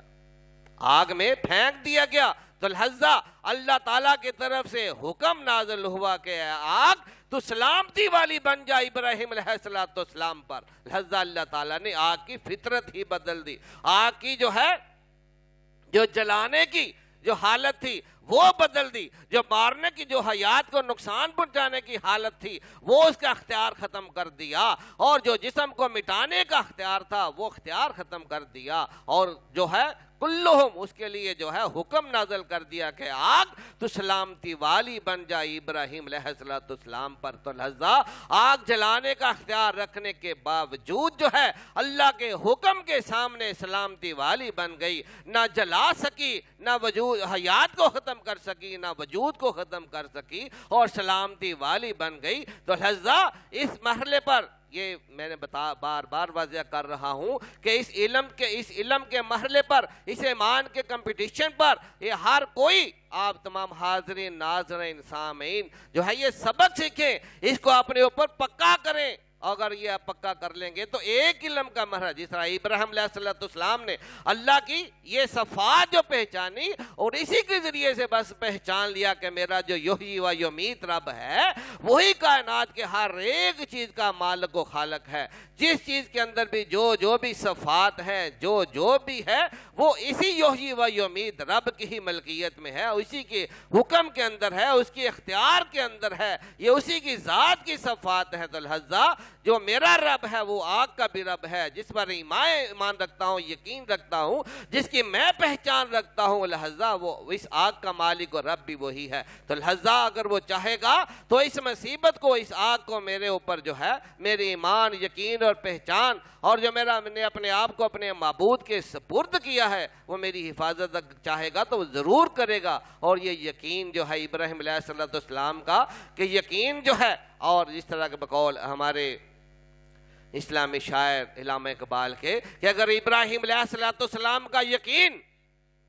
کہ وہ بھی انہوں نے بڑی ریسرچ کی ہے، اللہ تعالیٰ کے کلام پر بڑی ریسرچ کی، اور اولیاء اللہ کے جو ہے معجزات و انبیاء اور اولیاء کے معجزات و کرامات پر بڑی جستجو کے بعد ہی کہ اگر آج بھی ابراہیم کا یقین پیدا ہو جائے تو آگ جو ہے وہ گل و گلزار بن سکتی ہے، سلامتی والی بن سکتی ہے۔ تو یہاں پر میں بھی آپ کو یہی رہنمائی اس واقعے سے کرنا چاہتا ہوں کہ اللہ تعالیٰ کے اوپر اپنا ایمان، یقین اور پہچان ہمارا جتنا مضبوط ہو جاتا ہے، اور اس ایمان کے سامنے ہم مصیبت کے اوپر ایمان، کیونکہ یہ ہم ہیں کہ جو مصیبت پر ایمان لے آتے ہیں اپنے، کیونکہ جب ہم نے اپنے ایمان پر مصیبت کو حاوی کر لیا تو لہذا مصیبت پر ایمان بڑھ گیا۔ ہم نے جب اپنے اللہ کے اوپر یقین پر مصیبت کے اوپر یقین رکھ لیا کہ مصیبت تو بس آ ہی گئی، مصیبت تو اب ہم پر حاوی ہی ہو گئی، اور جب ہم نے خود ہی پہچان کے باوجود کہ میرا اللہ یحیی و یمیت ہے، اور ہم نے پھر یہ پہچان لیا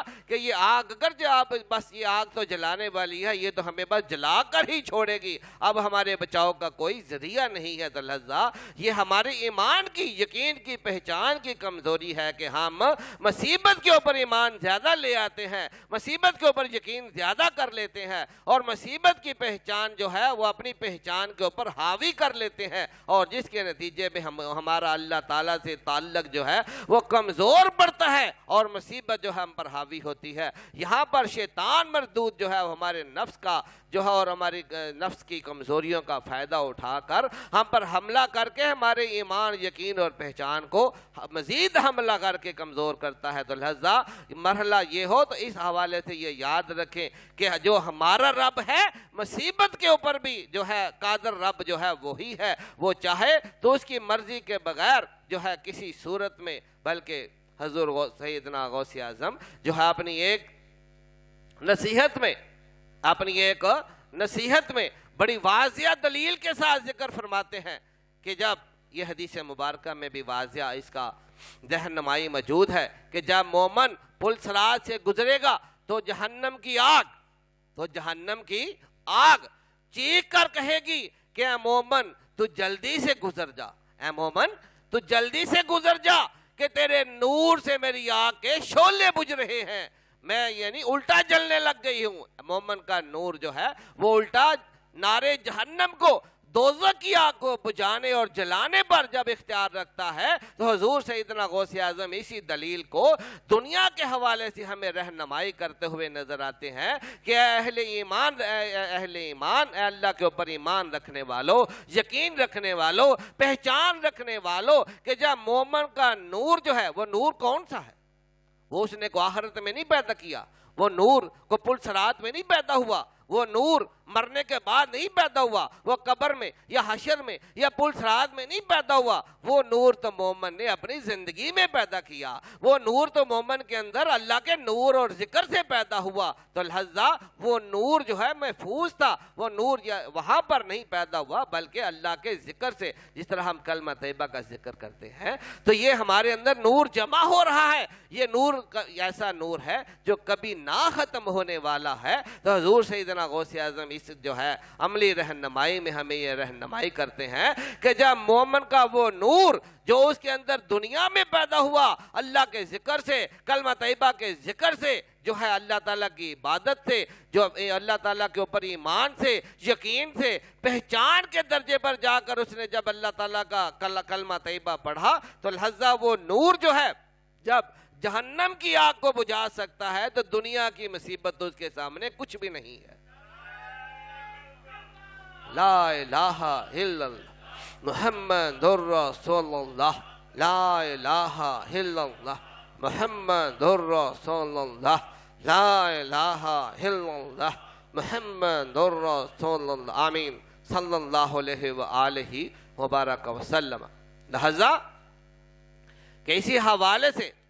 کہ دنیا، اور یہ قرآن پاک میں بھی واضح ہے، ہم مسلمان ہیں، دوسرے یقین کریں نہ کریں وہ ایک علیحدہ میٹر ہے، لیکن زندگی اور موت ایسا مرحلہ ہے جس کا ہر ایک کو ہی سامنا ہے۔ اس لیے اللہ تعالیٰ نے قرآن پاک میں جہاں پر دیگر علوم اور حقائق کے ذریعے سے انسان کو سمجھانے کی اور ہدایت کی طرف لانے کی کوشش کی ہے، وہاں پر بڑا حصہ جو ہے اللہ تعالیٰ نے زندگی اور موت کے مرحلے سے انسان کو سمجھانے کی کوشش کی ہے، اس کے پیدا ہونے سے کہ جو اس کی حیات کا آغاز ہے اور مرنے تک کے مراحل کو بار بار جو ہے وہ قرآن پاک میں جو ہے وہ رہنمائی کی ہے، حدیث مبارکہ کے ذریعے سے بھی رہنمائیاں کی ہیں کہ یہ ایسی سچائی ہے، زندگی ایک ایسی سچائی ہے، موت ایک ایسی سچائی ہے کہ ہر حالت میں ہم اس کو دوسروں کو بھی دیکھتے ہیں اور یہ بھی پورا یقین رکھتے ہیں کہ آج ہم زندہ ہیں تو ہمیں بھی اس تکمیل حیات پر جو ہے وہ موت کا سامنا کرنا ہے۔ تو لہذا کوئی اور صفت پہچانے نہ پہچانے،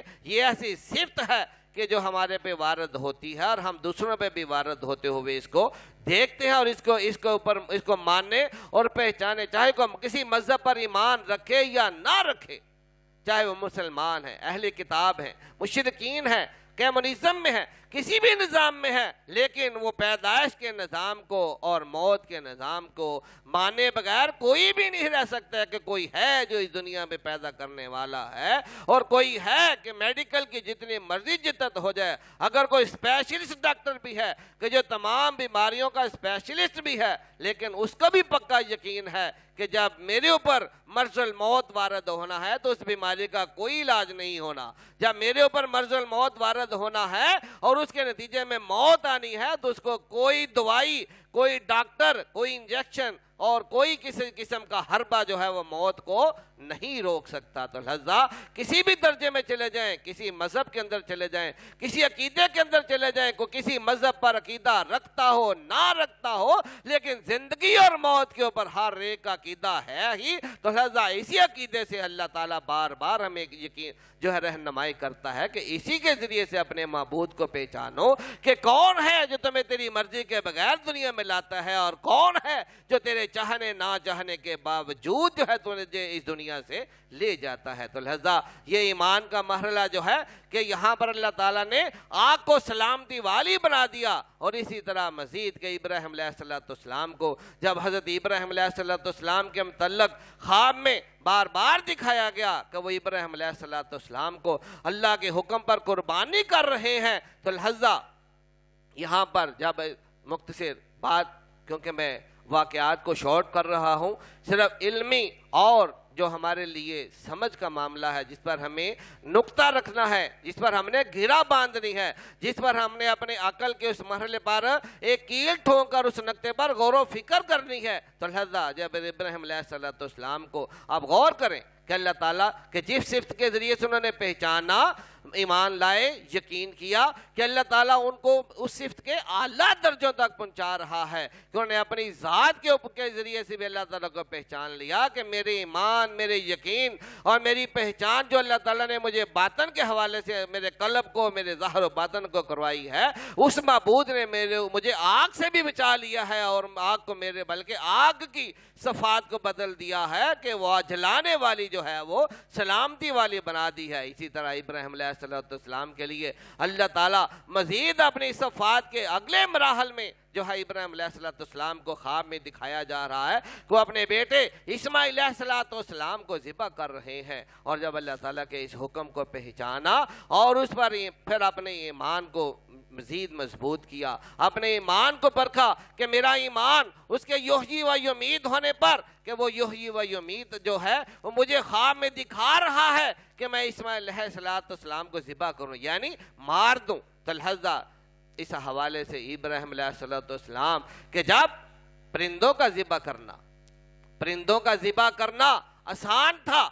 وہ پہچان تھی، یہاں پر ایمان کے مرحلوں کا درجہ بدرجہ جو ہے، جیسے میں نے پہلے واضح کیا کہ انسان، پھر مسلمان، پھر مومن، پھر متقی پرہیزگار، اور پھر ولی، اور اسی طرح سے درجے ایمان کے بڑھتے جاتے ہیں۔ تو یہاں پر بھی انہوں نے جب ابراہیم علیہ السلام نے انسانوں کو ہی کہ زندہ اور مرنے سے ہی اللہ تعالیٰ کو جب پہچان لیا تھا، ایمان والے تو وہ اس وقت بھی بن گئے تھے، یقین والے تو وہ اس وقت بھی بن گئے تھے، دوسروں کو زندہ ہوتے، پیدا ہوتے اور مرتے ہوئے پہچان تک تو وہ پہلے بھی پہنچ گئے تھے، لیکن درجوں کا اللہ تعالیٰ یہاں پر ہمیں رہنمائی کر رہا ہے کہ میری صفات کے اوپر جو ہے جب جو تم جستجو کرتے جاؤ گے کہ درجے بڑھتے جائیں گے ایمان کے اعلیٰ سے اعلیٰ درجوں پر، یقین کے اعلیٰ کے اعلیٰ درجوں پر اور پہچان کے اعلیٰ سے اعلیٰ درجوں تک جب تم پہنچتے جاؤ گے تو لہذا اسے اگلے درجے میں کہ پرندوں کا ذبح کرنا اور پھر ان کا کیما کرنا اور پھر ان کا دوبارہ زندہ ہونے کی جستجو کرنا، یہاں کا اطمینان اور ہے، یہاں کا ایمان اور ہے، یہاں کی پہچان اور ہے۔ تو لہذا اسی پہچان کا جب اللہ تعالیٰ نے ان کی اولاد نرینہ کہ جو ان کا بیٹا جو بڑھاپے کی اولاد تھی، جو بڑھاپے میں عطا کردہ اولاد تھی، لہذا اس کے ذبح ہونے کا جب حکم خواب کے اندر واضح نظر آ رہا ہے تو لہذا یہاں پر مزید ایمان کا امتحان شروع ہو رہا ہے، یہاں پر یقین کا مزید اگلا جو ہے درجہ اور امتحان شروع ہو رہا ہے، یہاں پر پہچان کا مزید اگلا درجہ اور جو ہے وہ امتحان شروع ہو رہا ہے۔ لہذا یہ ذکر جب حضرت اسماعیل علیہ السلام سے کیا کہ میں خواب میں یہ دیکھ رہا ہوں، تو انہوں نے کہا کہ جیسے آپ کو اللہ کا حکم ہے آپ اس کو پورا کریں۔ لہذا یہاں پر جو پہچان ہے وہ پہلے جو ابراہیم علیہ السلام نے جب پرندوں کو ذبح کیا وہ ایمان، اور جب بیٹے کی ذبح کرنے کا حکم سامنے آیا تو لہذا وہ ایمان۔ آپ خود عقل پہ پیمانوں پہ دیکھیں، پرندوں کے ذبح کرنے کے وقت ایمان کا اور درجہ، اور جب بیٹے کو ذبح کرنا ہو تو پھر ایمان کا درجہ کون سا ہے؟ آپ عقل بتاتی ہے نا کہ وہ بڑا درجہ ہے۔ ہاں بھائی عقل پہ غور کریں نا کہ پرندوں سے تو کوئی رشتہ نہیں تھا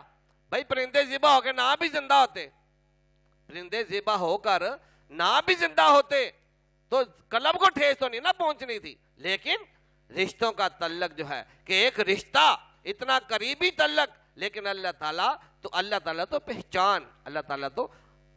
رشتوں کے تغیر یا ان چیزوں سے اپنے ہمارے وجود کے ذریعے سے یا ہر ایک ذریعے سے جو ہے ہمیں جو آزماتا ہے اور اپنی صفات کو جو ہے ہمیں ہمارے ایمان، پہچان اور یقین کے مراحل کو جو ہے بار بار ہمیں سکھاتا ہے، بتاتا ہے، دکھاتا ہے۔ تو لہذا ابراہیم علیہ السلام جو پرندوں کے ذبح کرنے اور زندہ ہونے کے مرحلے سے اور خود اپنے آگ کو جو ہے آگ کے ہوا اپنے آپ کو اللہ کے سپرد کر کے آگ کے سلامتی والے بن جانے کے مرحلے سے بھی گزر چکے تھے، جب اللہ تعالیٰ نے انہی صفات کے ذریعے سے کہ جو خواب میں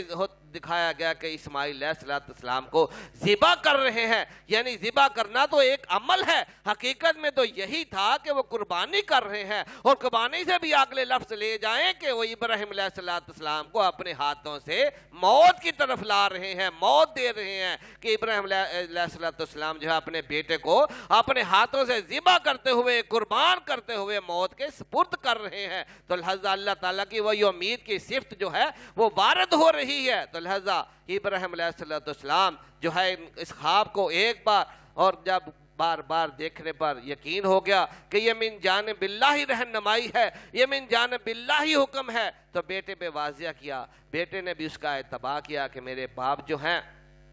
وہ اللہ کے نبی ہیں، لہذا ان کا خواب عام خواب نہیں ہے، اللہ تعالیٰ کی چاہت یہی ہے، اللہ تعالیٰ کا ارادہ یہی ہے، اللہ کی رضا اسی میں یہی ہے، لہذا انہوں نے بھی اللہ تعالیٰ کی جو ہے حکم کا اتباع کیا۔ اب ابراہیم علیہ السلام کے یہاں پر جیسے میں نے بتایا کہ جب بیٹے کو لٹا لیا اور بیٹے نے بھی ارادہ کر لیا تو لہذا یہاں پر ایمان کا مقابلہ، اپنے ہاتھوں سے بیٹے کے گردن پر چھری چلانا، اس کا پہلے جو ہے ارادہ کرنا اور پھر ایمان رکھنا کہ یہ اللہ کے راستے پر ہے، اور یقین رکھنا کہ یہ وہی امید ہے، وہی بیٹا عطا کرنے والا ہے، اور آج اگر یہ ذبح ہونے کی صورت میں وہ بیٹے کو واپس مانگ رہا ہے تو یہ میرا مال نہیں ہے، یہ اسی کی امانت تھی، یہ اسی امانت کے ذبح کرنے کا حکم دے رہا ہے۔ تو یہ لہذا میں اس کی صفات اور اس کے حکم کو یہ ابراہیم علیہ السلام نے پہلے اللہ تعالیٰ کے علم کو پہچانا۔ یہاں پر میں یہ بات دوبارہ واضح کر دوں کہ اللہ تعالیٰ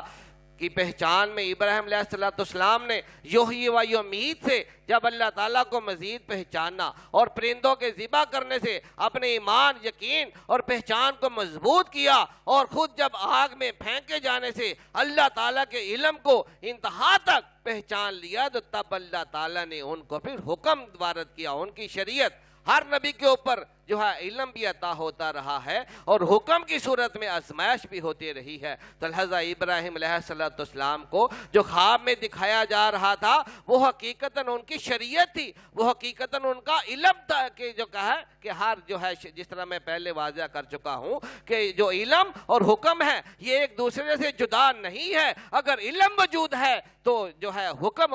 جو ہے روح ہے، اور اگر کہیں جو ہے حکم موجود ہے تو علم اس کی روح ہے، دونوں ایک دوسرے سے جدا نہیں ہے۔ یہی بات شریعت کے متعلق بھی سمجھ لیں کہ شریعت احکامات ہے اور طریقت جو ہے علم ہے، تو لہذا شریعت کے بغیر طریقت نہیں ہے اور طریقت کے بغیر شریعت نہیں ہے۔ دونوں ایک دوسرے کے جسم اور روح کی صورت میں ہی ہے، دونوں ایک دوسرے کی حیات اور بقا کا جو ہے ایک دوسرے کے ساتھ جوڑ ہے، ایک دوسرے کے بغیر یہ جو ہے کسی صورت میں بھی ممکنہ نہیں ہے۔ تو لہذا اسی حوالے سے ابراہیم علیہ السلام کے اوپر اللہ تعالیٰ نے آپ نے ایمان، یقین اور پہچان کے ذریعے سے آپ نے علم کو واضح کر دیا کہ ابراہیم کہ میں یحیی و یمیت ہوں، اور ایسا یحیی و یمیت ہوں جو کائنات میں ہر جگہ پر جہاں بھی جس جگہ پہ جو چیز بھی موجود ہے اس میں میری ہی صفات ہے، میری ہی ذات کا نور ہے اور میں ہی ہر چیز پر قادر ہوں۔ جب علم کی یہ انتہا ہو گئی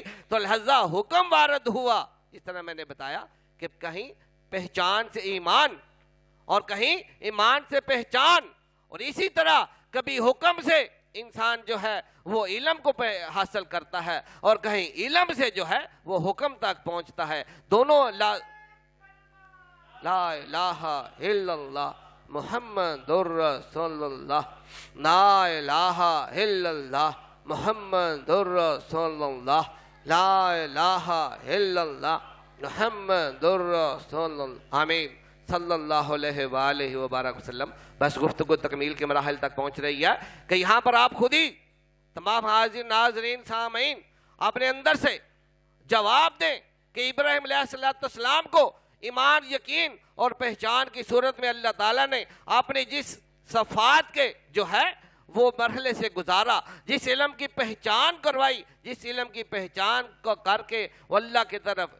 متوجہ ہوئے، ایمان لائے، یقین کیا، پہچان کی، اب اس کا حکم کا مرحلہ آ رہا ہے کہ تو لہذا اس مرحلے پر اگر وہ کمزور پڑتے، اس مرحلے پر وہ اگر کمزور پڑتے کہ یا اللہ یہ تو میری بڑھاپے کی اولاد نرینہ ہے اور تو مجھے کیسا حکم دے رہا ہے کہ میں اپنے ہاتھوں سے ذبح کر کے اپنے بیٹے کو موت کے حوالے کر دوں، تو لہذا اگر وہ اپنے اس میں بیٹے کا تصور کرتے، کہ اگر وہ اپنے بیٹے کی محبت کو ایمان، یقین، پہچان اور اللہ کے علم پر جو ہے وہ بڑھاتے تو یہاں پر بھی ناکام ہوتے، لیکن اور بلکہ علم بھی جو ہے وہ سارا، کیونکہ جب انسان علم کے اوپر کسی حکم پر فیل ہوتا ہے تو اس کے نتیجے میں حکم بھی جو ہے علم جو ہے وہ اس صورت جب انسان اس علم کو پہچان کر بھی، جس طرح کہ ابلیس جو ہے اس کے بارے میں پہلے دلیل دے چکا ہوں کہ اس نے وہ ایمان رکھتا تھا، اللہ تعالیٰ کی ذات پر ایمان رکھتا تھا، ملائکہ کی جماعت میں شامل تھا، لیکن اس نے جب اس کمپٹیشن کو دیکھا اور پہچان بھی لیا کہ اللہ تعالیٰ نے جو آدم کو بنایا ہے، ہم ملائکہ اور جس میں ابلیس جو ہے شامل ہوں، کہ ہم سب سے اللہ تعالیٰ نے آدم کو علم کے اعتبار سے افضل بنایا ہے، اور اس نے جو حکم فرمایا ہے کہ اس افضلیت کو پہچانا، اور جب حکم ہوا کہ سجدہ کرو تو لہذا ابلیس نے وہاں پر حکم سے انکار کیا، تو لہذا اس کا وہ انکار کرنا، اس کی جس طرح میں واضح کر چکا ہوں پچھلے نشست میں، اس کی پچھلی زندگی کی تمام تسبیح، حمد، ذکر و قیام و رکوع و سجود، ایمان، پہچان، یقین، تمام چیزوں کو نیست و نابود کر گیا اس کا انکار کرنا، کیونکہ پہچان کے بعد یہ اللہ تعالیٰ نے ویسے حکم نہیں دیا، پہلے ہے آدم علیہ السلام کی افضلیت کو پہچان کی صورت میں واضح کیا، اس لیے اعتراض تو ملائکہ کو بھی تھا جو اس جماعت میں ابلیس بھی شامل تھا، لیکن انہوں نے جب پہچان کر لی تو لہذا وہ پورے جو ہے وہ سجدہ ریز ہو گئے۔ تو جس طرح ابلیس نے سجدہ نہیں کیا تو لہذا پہچان کے بعد جب جو ہے حکم نہیں مانا جاتا تو لہذا اس کا گناہ کس قدر کبیرہ ہوتا ہے کہ جو ہے پچھلا بھی سب کچھ ضائع اور اگلا بھی سب کچھ تباہ. یہ پچھلی گفتگو میں واضح کر چکا ہوں. تو لہذا انہی ایمان، یقین اور پہچان کے مراحل سے گزارتے ہوئے اللہ تعالیٰ ابراہیم علیہ السلام کو اب حکم کے ذریعے سے زمار رہے ہیں کہ ابراہیم تو یحیی و یمیت، اور میرے رب و میرے معبود ہونے اور میرے معبود دائمی اور حقیقت کو کل شین قدیر ہونے کو جو پہچان چکا ہے، تو لہذا اپنے بیٹے کو ذبح کر دے، تو لہذا اپنے بیٹے کو موت کے حوالے کر دے. اب ابراہیم علیہ السلام کہ اگر اس یقین کے پہلو سے دیکھیں کہ میرا وہ معبود جو قیمے کو کہ میں نے اپنے ہاتھوں سے ذبح کیا، اپنے ہاتھوں سے قیمہ کیا، ایک دوسرے میں مکس کر دیا، اور اس نے پھر ان کو دوبارہ اپنے حکم جو ہے یحیی سے جوڑ دیا. تو لہذا آج اگر اس نے مجھے بیٹے کو ذبح کرنے کا حکم دیا ہے تو کیا مرحلہ ہے کہ میں اگر ذبح کر بھی دوں تو وہ کل شین قدیر چاہے تو گردن کو دوبارہ بھی جوڑ سکتا ہے. میں اگر اسماعیل علیہ السلام کا مثل پرندوں کے قیمہ بھی کر دوں تو میرا یحیی و یمیت تو مجھے ایمان، یقین اور پہچان کے مراحل سے گزار چکا ہے کہ وہ فقط یعنی جس طرح آگ میں ابراہیم علیہ السلام کی حیات اور وجود کو بچایا گیا، لیکن پرندوں کی صورت میں وہ دیکھ چکے تھے کہ اگر وجود ڈیمیج بھی ہو جائے، قیمہ بھی ہو جائے، حیات ختم بھی ہو جائے، وجود بھی ختم ہو جائے، تو وہ نہ صرف وجود کو بھی قائم کرنے پر قادر ہے بلکہ حیات کو بھی قائم کرنے پر قادر ہے. تو لہذا ابراہیم علیہ السلام کا وہی ایمان، وہی یقین جو ہے وہ ان کے اس وقت جو ہے کمپٹیشن میں ہے، اور انہوں نے اپنے ایمان اور یقین اور پہچان کو اپنے اوپر اللہ کی توفیق کے ساتھ قائم رکھا اور بیٹے کے اوپر چھری چلا دی. کیوں؟ اس یقین کے ساتھ، اس ایمان کے ساتھ، اسی پہچان کے ساتھ کہ میں اگر بیٹے کی گردن کاٹ بھی دوں گا تو میرا مالک چاہے گا تو چاہے اس کو اسی صورت میں، میری قربانی کی صورت میں، اس کو میری رضا کی صورت میں قبول کر لے گا، یا پھر وہ مالک کل شین قدیر ہے کہ وہ چاہے گا تو اسماعیل علیہ السلام کی گردن کو دوبارہ بھی جوڑ دینے پر قادر ہے. وہ قیمہ ذرات کو جو ہے جوڑنے پر قادر ہے. تو اسماعیل کے تو میں نے خواب میں ذبح کرنے کا دیکھا ہے. تو لہذا یہاں پر جو ہے ان کے اوپر جو حکم ہوا، تو لہذا اس حکم کو جب انہوں نے پورا کرنے کے لیے اسماعیل علیہ السلام کے گلے پر چھری چلا دی، تو اس وقت اللہ تعالیٰ نے چھری کو ہی حکم دیا کہ جو ہے خبردار، کیونکہ کائنات کی ہر ایک چیز جس طرح آگ اپنی صفت میں جلا دینے والی، مار دینے والی، راکھ کر دینے والی ہے، اس طرح ابراہیم علیہ السلام نے جو ذبح کرنے کا دیکھا تو ان کو چھری کے بارے میں بھی عملی یقین تھا، کیونکہ وہ اسی چھری سے پہلے جانوروں کو ذبح کر کے جو ہے وہ دیکھ چکے تھے، قیمہ کر کے دیکھ چکے تھے کہ یہ جو لوہا ہے اور اس کے ذریعے سے جو چھری بنی ہوئی ہے، جو یہ کاٹنے والے اوزار ہیں، لہذا ان کی اصلیت، ان کی حقیقت، ان کے بارے میں غور و فکر، ان کے بارے میں عقل یہی کہتی ہے کہ یہ اگر اسماعیل علیہ السلام کی گردن پر پھیرے جائیں گے تو لہذا گردن ضرور جو ہے وہ کٹ جائے گی. یہ تو انسان کی گردن ہے، چھری تو طاقتور اور مضبوط جانوروں کی گردنوں کو بھی کاٹ دیتی ہے. تو لہذا یہ اس طرف چھری کے ساتھ جو چھری کی صفات ہیں کہ وہ کاٹ دینے والی ہے، وہ جو ہے ہر ایک انسانی وجود کے جسم و رگ و ریشے کو کاٹ دینے والی ہے. چھری کی صفات سے بھی واقف تھے اور ان کو ایمان، یقین اور پہچان تھی چھری کے متعلق کہ یہ کاٹ دینے والی ہے. اگر یہ فقط کوئی مذاق نہیں ہے کہ یہ میں پھیروں گا اور کچھ ہوگا نہیں، بلکہ پورا یقین تھا کہ جو پھیرنے کا حکم ہو رہا ہے کہ یہ چھری وہ چیز ہے جو واقعی کاٹ دیتی ہے. وہ پہچانتے بھی تھے، وہ جانتے بھی تھے اور مانتے بھی تھے، لیکن اس کے باوجود انہوں نے اپنے اللہ تعالیٰ کے اوپر اپنی ایمان اور اپنے پہچان اور اپنے یقین کو مضبوط رکھا کہ میرا مالک چاہے گا تو ہی چلے گی، میرا مالک یہ چاہے گا تو نہیں چلے گی، اور میرا مالک چاہے اگر یہ چل بھی جائے تو میرا مالک جو ہے اگر چاہے گا تو اسماعیل کو دوبارہ بھی زندہ کرنے پر قادر ہے. بات اس امتحان کے اندر بھی یہی حقیقت ہے کہ ہماری عقلوں کا، ہماری سوچوں کا، ہمارے علم کا، ہمارے ایمان، پہچان اور یقین کا دائرہ محدود ہے. اس کی رحمت اور اس کی قدرت کا دائرہ انلمیٹڈ ہے، لامحدود ہے. وہ اس زاویے سے کل شین قدیر ہے کہ جس کی ہم سوچ بھی نہیں رکھ سکتے، پہچان بھی نہیں کر سکتے، علم بھی نہیں رکھ سکتے. تو لہذا یہاں پر بھی اس نے چھری کی حقیقت ہی بدل دی کہ چھری کو چلنے ہی نہیں دیا اور اسماعیل علیہ السلام کی گردن کو محفوظ رکھا، اور بھی جس طرح کے واقعات میں ہے کہ اس کے لیے جو ہے اللہ تعالیٰ نے جانور مینڈک کی صورت میں جو ہے وہ پیش کر دیا، بچوا دیا، اور اللہ تعالیٰ نے قربانی بھی قبول کی، اور اسی کے نتیجے میں حضرت ابراہیم علیہ السلام کو ان علوم سے گزر کر جو ہے جب امتحان میں بھی کامیاب ہو گئے تو اللہ تعالیٰ نے ان کو اپنا خلیل بنا لیا، اور اپنے کلام میں ان کو اپنا قریب ترین محبت کرنے والا دوست خلیل بنا لیا، اور اس اعتبار کے نتیجے میں حضرت ابراہیم علیہ السلام کو ذبیح اللہ اپنے راستے پر قربان ہونے والا قبول فرما لیا۔ تو بات یہاں پر جو ہے علم اور حکم کے حوالے سے یہاں پر غور طلب جو ہے بات یہی ہے کہ اللہ تعالیٰ کا علم ہر ایک چیز کے اندر ہے، اور جہاں پر بھی جو حکم ہو اگر اس حکم کو اللہ تعالیٰ کے حکم کے تحت قبول کر لیں گے تو اللہ تعالیٰ کی طرف سے جو بھی حکم ہے اس میں اگر ہمیں کوئی نقصان بھی نظر آتا ہے، جیسے روزہ رکھنے میں نقصان،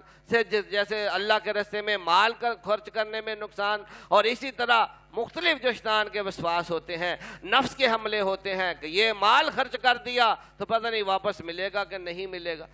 10 گنا 70 گنا یا بے انتہا گنا ملے گا کہ نہیں ملے گا، یہ راتوں کو شب داری کی، یہ ٹھنڈے پانی سے وضو کیا، یا راتوں کو شب داری کی، یا روزہ رکھا، یا اپنے اللہ کے راستے پر اپنے آپ کو وقف کیا، اور کہیں پر بھی جان کا خطرہ بڑھ گیا تو کیا ہوگا؟ لہذا ان واقعات سے اللہ تعالیٰ اپنی صفات کا جو اس کائنات میں اس نے تصرف فرمایا ہوا ہے، یہ فقط ابراہیم علیہ السلام اور جو ہے حضرت اسماعیل علیہ السلام کے واقعات جو ہیں، یہ اللہ تعالیٰ کے علم اور حکم کی پہچان جو ہے وہ ہم سب کے لیے ہے، اور یہ ہم سب بار بار اس حکم کی چھری سے گزرتے ہیں، اور بار بار ہم ابراہیم علیہ السلام کے اوپر جو ہے آگ کے علم کی پہچان کی صورت میں سے گزرتے ہیں۔ تو لہذا ہر حالت میں ہمیں اللہ تعالیٰ کے علم پر بھی پورا یقین ہونا چاہیے، ایمان ہونا چاہیے، ظاہر میں نہ بھی دیکھا ہو تو پہچان پر ہی ڈٹے رہیں کہ میرا اللہ کل شین قدیر ہے،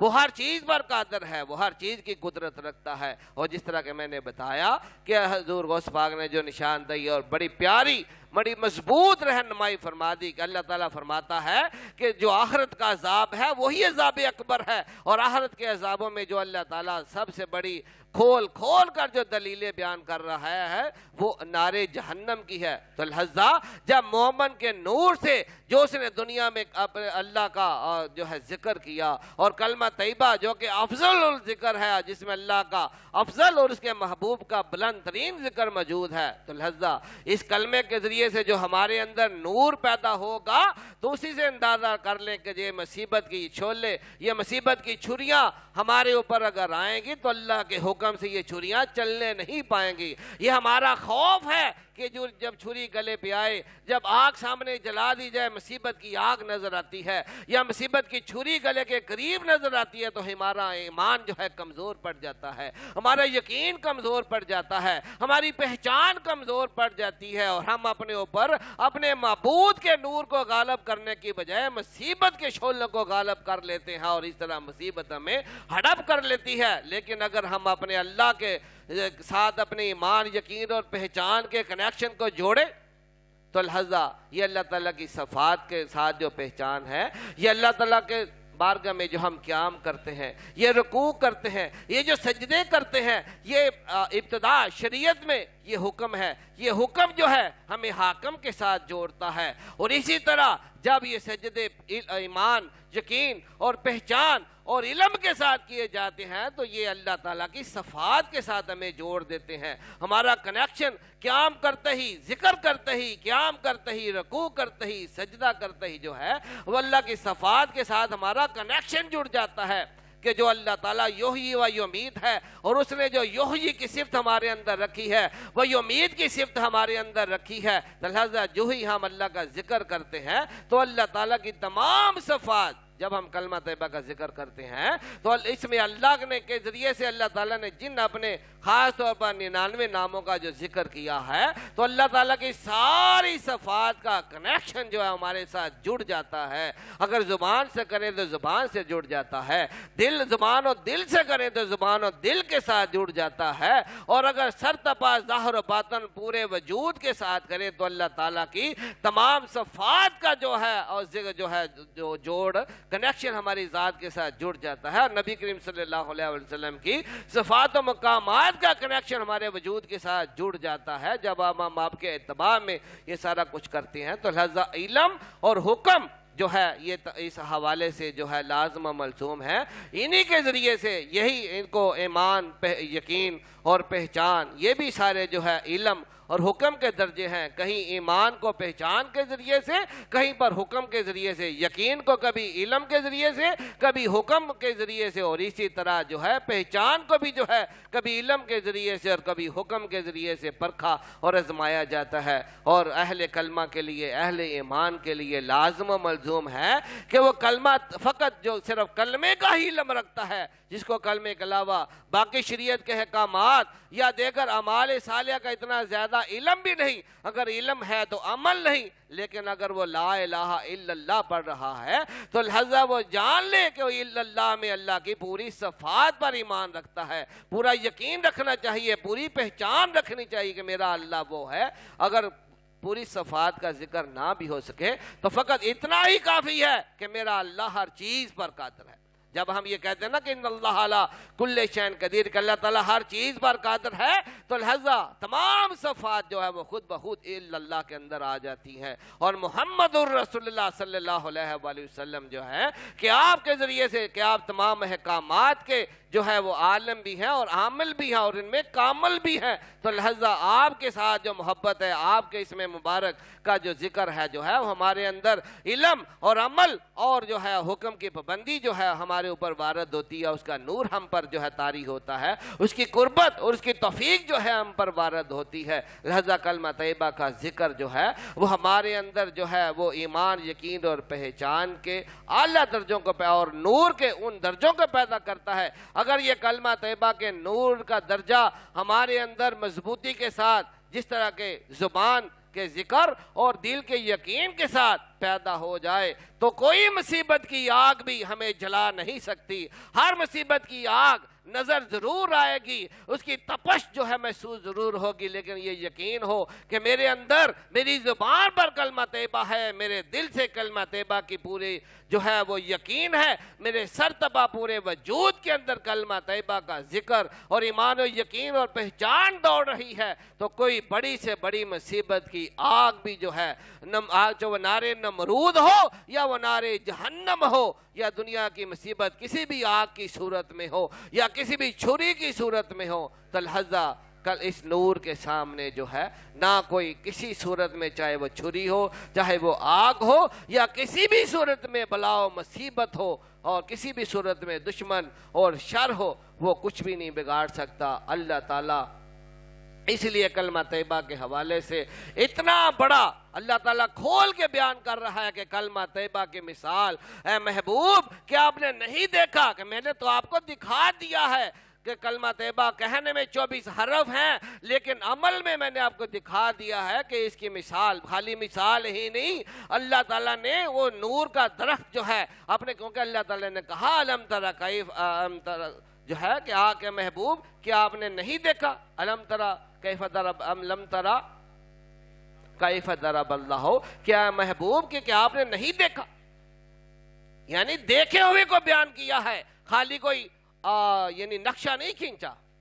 خالی کو آئیڈیا نہیں بیان کیا، خالی کو تصور نہیں بیان کیا، بلکہ اللہ تعالیٰ دیکھنے کا ذکر کر رہا ہے کہ محبوب نے جب کلمہ پڑھا، اللہ نے جب لا الہ الا اللہ پڑھایا، اللہ نے جب محمد الرسول اللہ پڑھایا، اور اس کے نتیجے میں وہ جو نور کا درخت پیدا ہوا، تو اس کو جو ہے اللہ تعالیٰ ذکر کر رہا ہے کہ محبوب کہ جب میں نے میرا لا الہ الا اللہ آپ نے پڑھا، جب میرا محمد الرسول اللہ کا حکم آپ نے پڑھا، تو اس کے نتیجے میں جو نورانی درخت آپ کے نگاہ مبارکہ کے سامنے آیا، جس کا آپ نے مشاہدہ فرمایا، اس مشاہدے کو آپ میرے کلام میں گواہی کی صورت میں ڈائریکٹ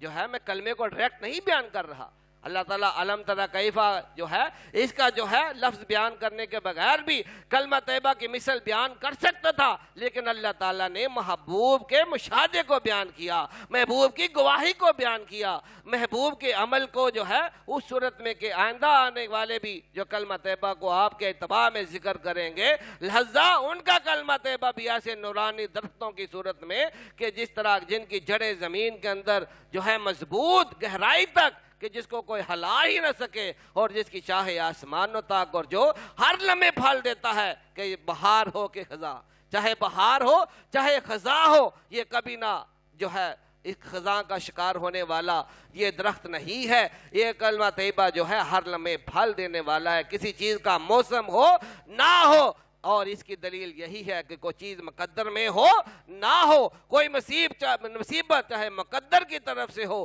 چاہے شیطان ہو یا دشمن کی طرف سے ہو، اگر کلمہ طیبہ کا یہ نورانی درخت کا نور ہمارے اندر موجود ہے تو لہذا اس کی مضبوطی کے سامنے اللہ تعالیٰ نے دوسری طرف جو ہے وہ کلمات خبیثہ یعنی ہر ناپاک عمل، ہر شر جو ہے اس کا واضح کر دیا کہ ان کی مثال تو ایسے ہی ہے، کلمات خبیثہ کی مثال ایسے ہی ہے کہ جیسے ناپاک ناپائیدار درخت جس کی زمین میں کوئی جڑوں کی مضبوطی بھی نہ ہو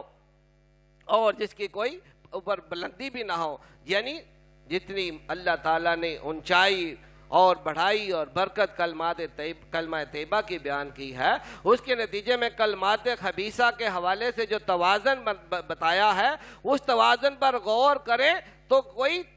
کلمات طیبہ اور کلمات خبیثہ کا مقابلہ ہی جو ہے وہ نظر نہیں آتا، اور ہم ہیں کہ ہمارے اوپر کلمات خبیثہ حاوی، جادو ہم پر حاوی، شر ہم پر حاوی، سحر ہم پر حاوی، ابلیس کے وسواس وہ بھی کلمات خبیثہ کا حصہ ہے، وہ ہم پر حاوی، اس کے حملے ہم پر حاوی، مصیبتیں ہم پر حاوی۔ یہ کس وجہ سے ہیں؟ کیونکہ ہمارے کلمہ طیبہ پڑھنے کا اتباع، کلمہ طیبہ پڑھنے کی اجازت، کلمہ طیبہ پڑھنے کا تصور، کلمہ طیبہ پڑھنے کا ایمان، کلمہ طیبہ پڑھنے کا یقین، کلمہ طیبہ پڑھنے کی پہچان جو ہے وہ کمزور ہے، اور ہم جو یہ نشست اور یہ گفتگو جو ہے یہ جو ایمان، یقین اور پہچان اور علم اور حکم کے درجوں کہ اگر اس کو اللہ کا حکم اور نبی کریم صلی اللہ علیہ وآلہ وسلم کے عمل کے اتباع میں پڑھا جائے، اور جو اللہ تعالیٰ نے اذن کا ذکر کیا ہے انہی آیات میں، اس اذن کو لے کر جو ہے پڑھا جائے تو پھر انشاءاللہ ہمارا یہ کلمہ طیبہ پڑھنا جو ہے ایسا مضبوط، ویسا ہی نورانی قلعہ اور ویسا ہی نورانی درخت جو ہے وہ بن جائے گا کہ جس کے سامنے کلمات خبیثہ وہ چاہے جادو، سحر، شر، شرارت، ابلیس لین، اس کے وسواس کسی بھی صورت میں، شر کی صورت میں ہو تو وہ کبھی بھی غلبہ نہیں پا سکتے۔ لہذا علم اور حکم کے درجوں میں یہ بات یاد رہے کہ ہر عبادت اسی وقت، کلمہ طیبہ بھی جو ہے وہ اسی وقت جو ہے ہمیں اعلیٰ نور جو ہے عطا ہونے کا ذریعہ بن سکتا ہے جب اس کو پورے حکم کے ساتھ اور پورے علم کے ساتھ جو ہے وہ پڑھیں گے،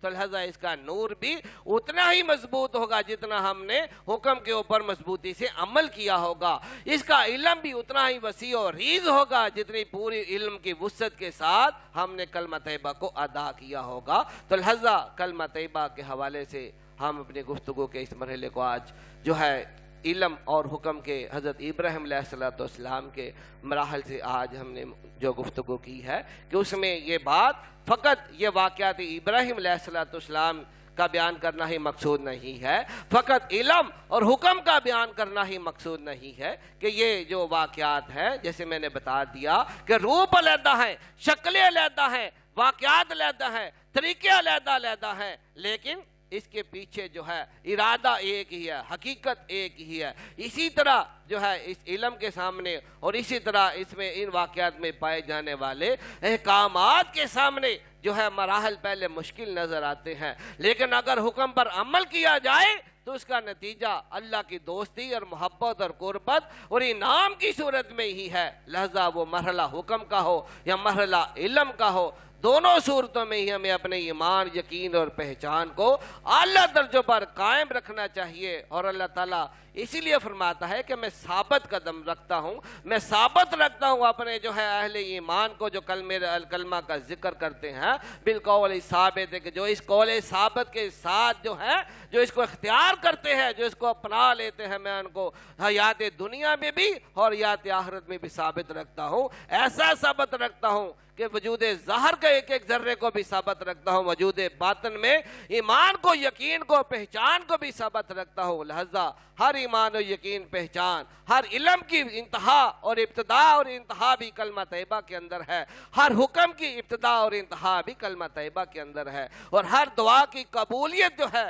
وہ اس کی بھی انتہا اور ابتدا جو ہے وہ کلمہ طیبہ کے ذریعے سے ہے۔ اللہ تعالیٰ اس پر ہمیں علم، حکم اور دعا کے تمام مراحل میں کلمہ طیبہ کو پورے ایمان، یقین اور پہچان کے اعلیٰ درجوں کے مطابق اپنانے، اور یہ جو واضح نصیحت کی جا رہی ہے اس میں جو بھی خیر ہے اس کو اپنانے کی توفیق عطا فرمائے، جانے انجانے کی کوئی خطا ہے تو اسے معافی اور پناہ کی بخشش عطا فرمائے۔ انشاءاللہ علم اور حکم اور دعا کے مراحل پر گفتگو کا یہ سلسلہ جاری اور ساری ہے، اور انشاءاللہ دیگر انبیاء مرسلین کے اوپر جو اللہ تعالیٰ نے علوم اور حکم کے ذریعے سے جو مختلف معاملات وارد کیے، ہم علم اور حکم کے اوپر